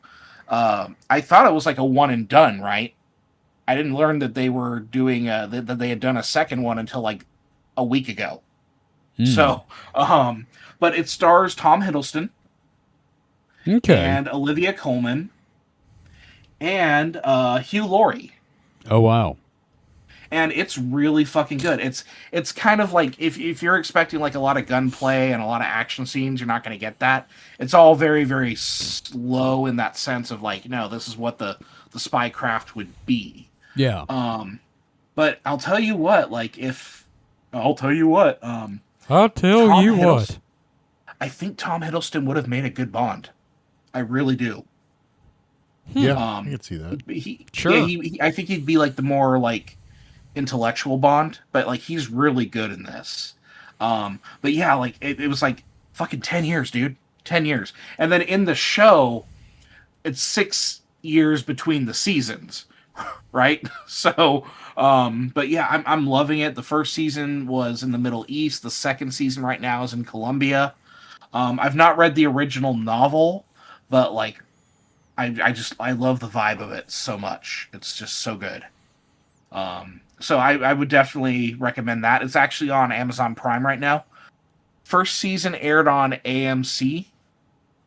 And then, yeah, this new season just came out on Amazon. It's done. I haven't finished the episodes, but I really, really recommend it. It's a lot of fun. If you like spy stuff, are you guys big in spy stuff? I like spy stuff. I always enjoyed the original James Bond films before they got silly. Well, I mean, silly. they were. Yeah, no, you got to be honest with yourself. Okay, like Dr. No. When he first gets to his hotel room, he does all this shit. Like, you watch him go through this long series of things where he's like putting a hair, between the door and the wall so he can tell if someone's opened the door. Like, all this kind of shit. And it's like, wow, okay, cool, spy shit. Real spy shit. And then, like, he wakes up with a spider on him, and he kills it with a shoe, and then goes in the bathroom to throw up. Yeah. It's like, ooh. Like, did you ever see From Russia with Love? Yeah. Great. Yeah, I Great. think that one's, I think, like, if you want, that one's closest in tone to what they do with The Night Manager. Okay. It also happens to be one of, like, my favorite Bond films. I love From Russia with Love. Yep. It's a very, very good one. So yeah, if that's the vibe that you kind of look for in this stuff, you should definitely try out The Night Manager. I really like it. And then also, I am going to be going to an AEW wrestling match. That's cool for you. Yeah, no, I was able to get some tickets. I'm in the cheap seats. I don't think you'll be able to see me on TV or anything, but like, they were like $50, dude. $50. Neat. Love it. Yeah. So, I'm excited to do that. That's a week after next. They were also recently in the news. Did you guys see anything about that? No, I haven't. I saw what you posted. Yeah, that was it. Like, basically, bunch of fans were just doing like the fuck ice thing in Las Vegas in the arena, and they just did not start the match for a while just so the fans could like say it. It was pretty cool. I saw that. Yeah. But I think I think we can just kind of move on to the game now. Sure. Oh, you don't have anything else? No. Again, I wanted to keep it kind of short. That I hear you both yawning. So, no, sorry. No worries, dude. No, I'm tired too.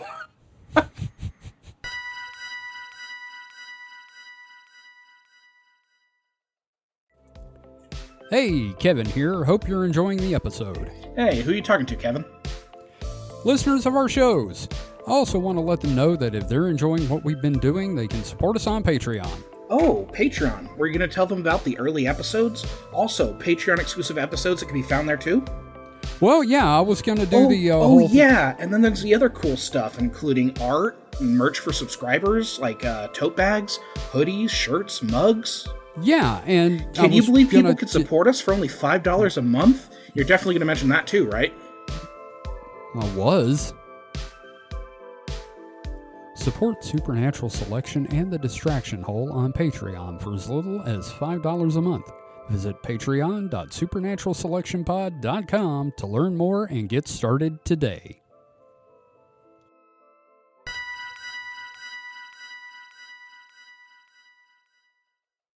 So, yeah, we're going to go and play a game now. Okay, cool. What's our game? All right, our game is called This or That. Hey, I remember you don't know Jack. Yeah. So I'm going to present you each with two choices. Mm-hmm. And you're going to give me 25 seconds to defend your choice. And these are prompts generated for you both individually. Oh, okay. So we will start with Mike. Yeah. Peanut butter or jelly? You have 25 seconds. I mean, it's pretty obvious it's jelly. I mean, not only peanut butter and jelly, peanut butter goes on peanut butter and jelly, but jelly goes on peanut butter and jellies and biscuits and surely other things. You could put jelly on anything. Damn it. Well, okay. It's versatile for sure. Yeah, I mean, you fill donuts with it. You could That's true. like when was the last time you wanted to, smear peanut butter on your loved ones? I don't know. No, if you had said any food, I would have said yesterday. But no, you had to go with loved ones. Your time is up, sir. Okay. And I'm going to go ahead and punch your response into the computer to determine what your score is. And boop, beep, boop, boop. Uh-huh. Oh, I'm sorry. You didn't get any points on that one. The correct answer was peanut butter because I prefer peanut butter. Wow. I'm sorry, Mike. That's rough. All right, well, it's time to move on, What Kevin. game is this? Okay. All right, Kevin. Dog food or cat food? What the fuck? Dog food. Just because the pieces are bigger, and it's not gonna smell like fish. Are you yielding your time? And sometimes if you get the canned stuff, you can put water on it and it makes gravy. Okay. All right, well, time to go ahead and punch this into the computer. Beep, boop, beep, boop, boop, boop.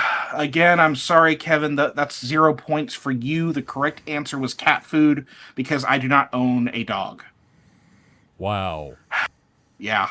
I mean, there's still time. There's still a chance for you two to recover. You know what I mean? We've got a couple more prompts. All right. Okay, Mike, it is you again. Okay. Handshake or fist bump?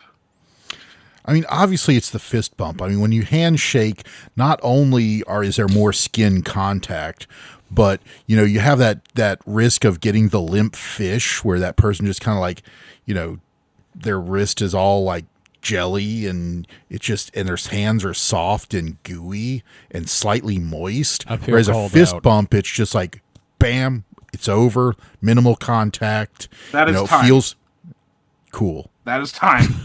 All right. Wow, fucker. Get it again. Beep, boop, beep, boop, boop, boop, boop, brr. Damn, I'm so sorry, Mike.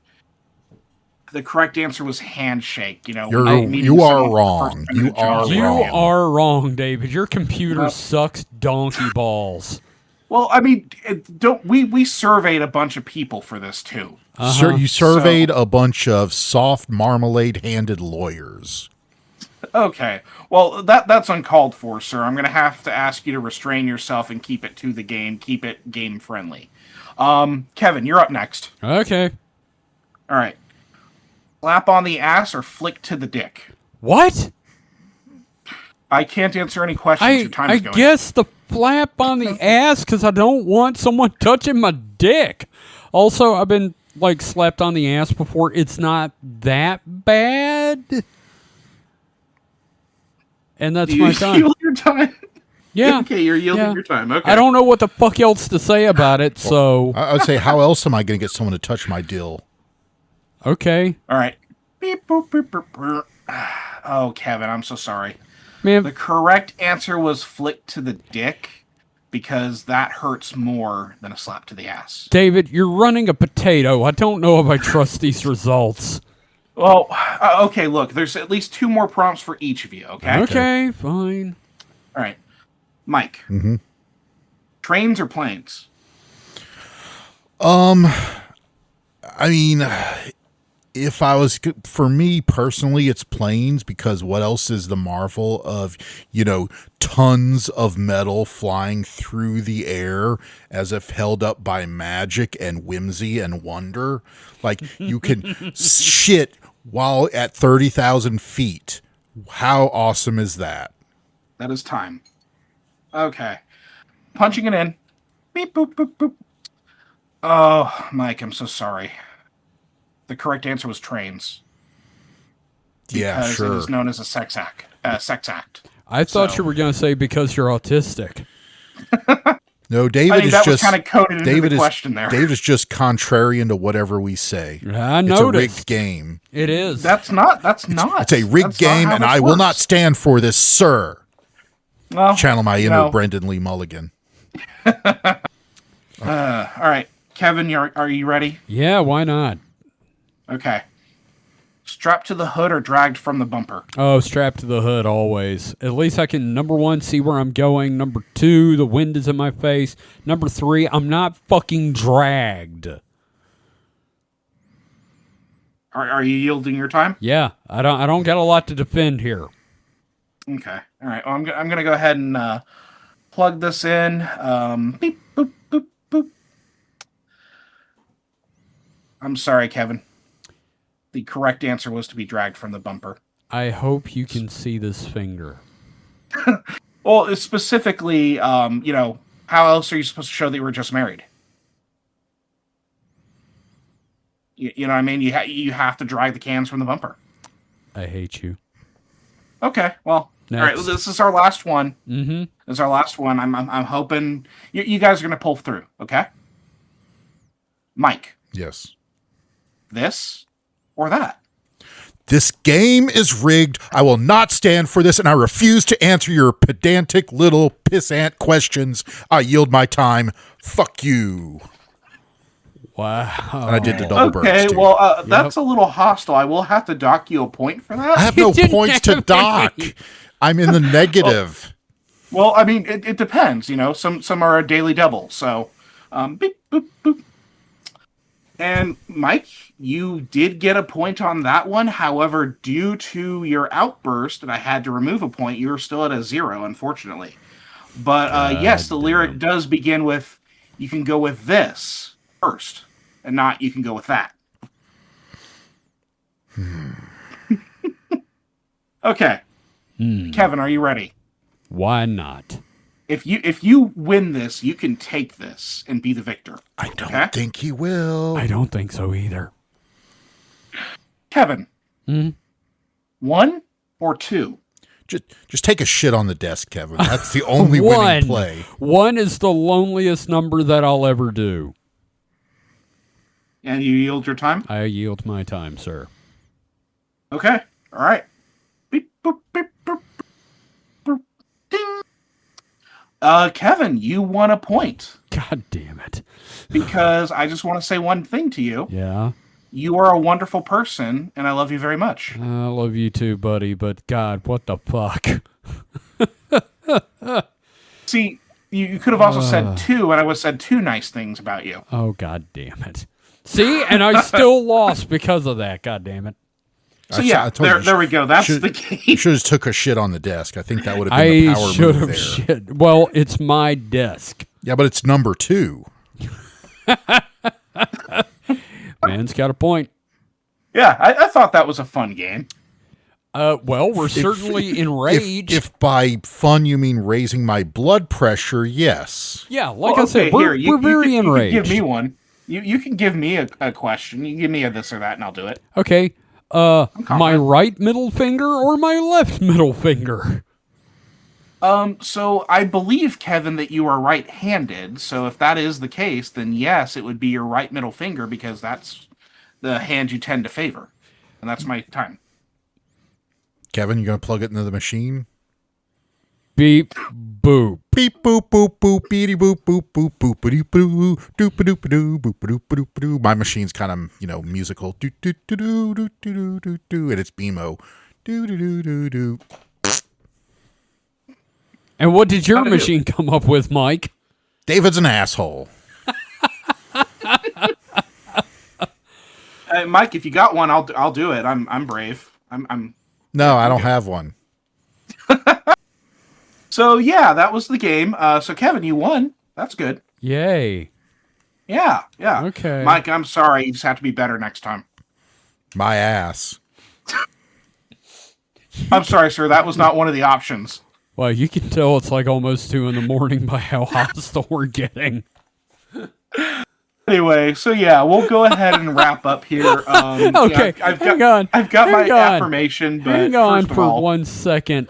Mike was just giving you double pinkies. Not even the birds, pinkies. I'm not even worth the biggest finger. Not Nope. even.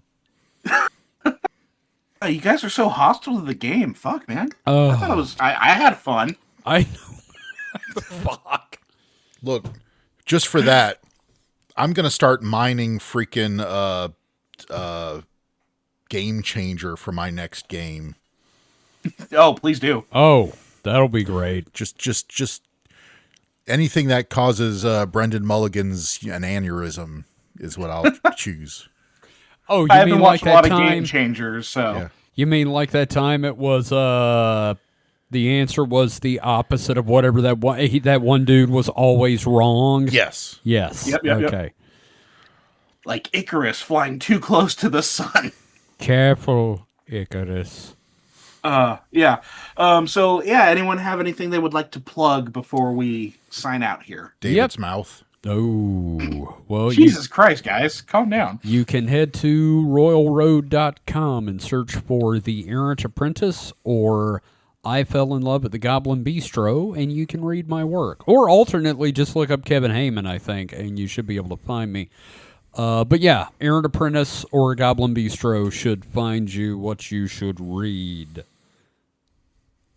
That's my plug. And also head to hpcomics.com, hpkomics.com, and read The Dead Life and Fang and Bone. There you go. I also have the URL trisseria.com now that'll take you directly to Fang and Bone. So that's fun. Okay, Yeah. cool. Yeah, TRISERIA.com. I don't know. I picked it up. I'm going to let you spell Mike. that then. Yeah. Yeah. Mike, you got anything you want to plug? No. Not yet. One Okay. day. Well, one day, the next game, you'll find a way to plug my mouth with Yes. Hot. nails or something. I don't know. Jesus, fuck. Have you got anything you want to plug, David? Honestly, just the zine. I think Yeah. everybody should head over to supernatpod.rocks/zines. We've got some stuff. We've got some illustrations, some poetry. We're gonna get some fiction on the way, hopefully. Again, the theme is aliens, UFOs. Have fun with it. Yeah, definitely. And I think with that, Beef Supreme and Dax Sawblade need to get back and square things off in the Thunderdome. Kevin, I set you up for this. Well, I I said mean, Thunderdome. yeah, can't we just get beyond Thunderdome? Thank you. That would have triggered me had you not done that. Yeah. So with that being said, I've got our affirmation for today, which Okay. is try to take life a little less seriously when you can. I know it's real tough right now. A lot of fucked up shit going on. Things are not great in Minnesota right now. Yeah.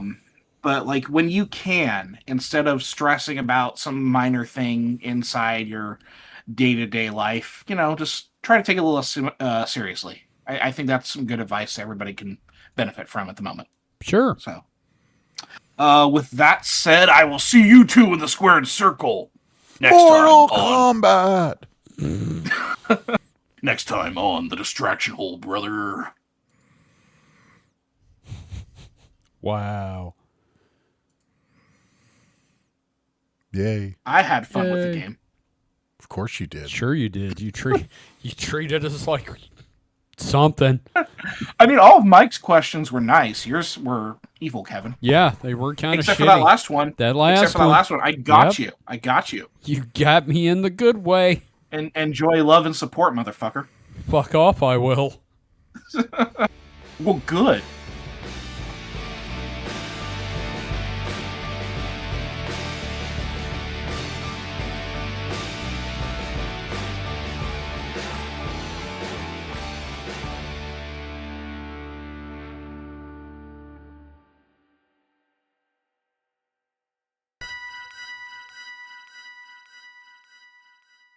On the floor. Yeah, little soup on the floor would be bad. Man, we went to the store on the way home, and I forget the name of the company. They make mozzarella sticks and these pizza crunchers, which are basically mozzarella sticks with the marinara already in it because pizza sauce. Because we're too lazy to dunk now. Exactly. As a society. Yes, that is it. what sort of a plebeian do you take me for that I have to dunk my sticks? What next? They're just gonna come. Oh, sorry, that pause there was just. That Well, was I'm just 'cause I thinking was gonna they're ask Kevin. they're gonna come on a conveyor belt to go straight in your mouth, so you don't have to like pick Yeah. them up. Oh, it looks like Yeah. you checked the setting. yes, Okay, good. yes, I did. Yeah, because And, I had heard that. I assumed you heard it too. So Yep, I Pre-chewed just did that. pizza crunchers. Well, the thing is, I was like, oh look, mean, they got these pizza sticks. Oh wow, it's buy one box get one free. hell yeah. So we had So some much pizza cheese. sticks. God, it was good. Anyway, I've been recording for about a minute and a half now. Oh, good. Cut it. Start Well, over. okay, Rid of this. Launch it. Well, to the I'll sun. be editing because I want to edit with my intro. Uh huh. My intro. Yeah.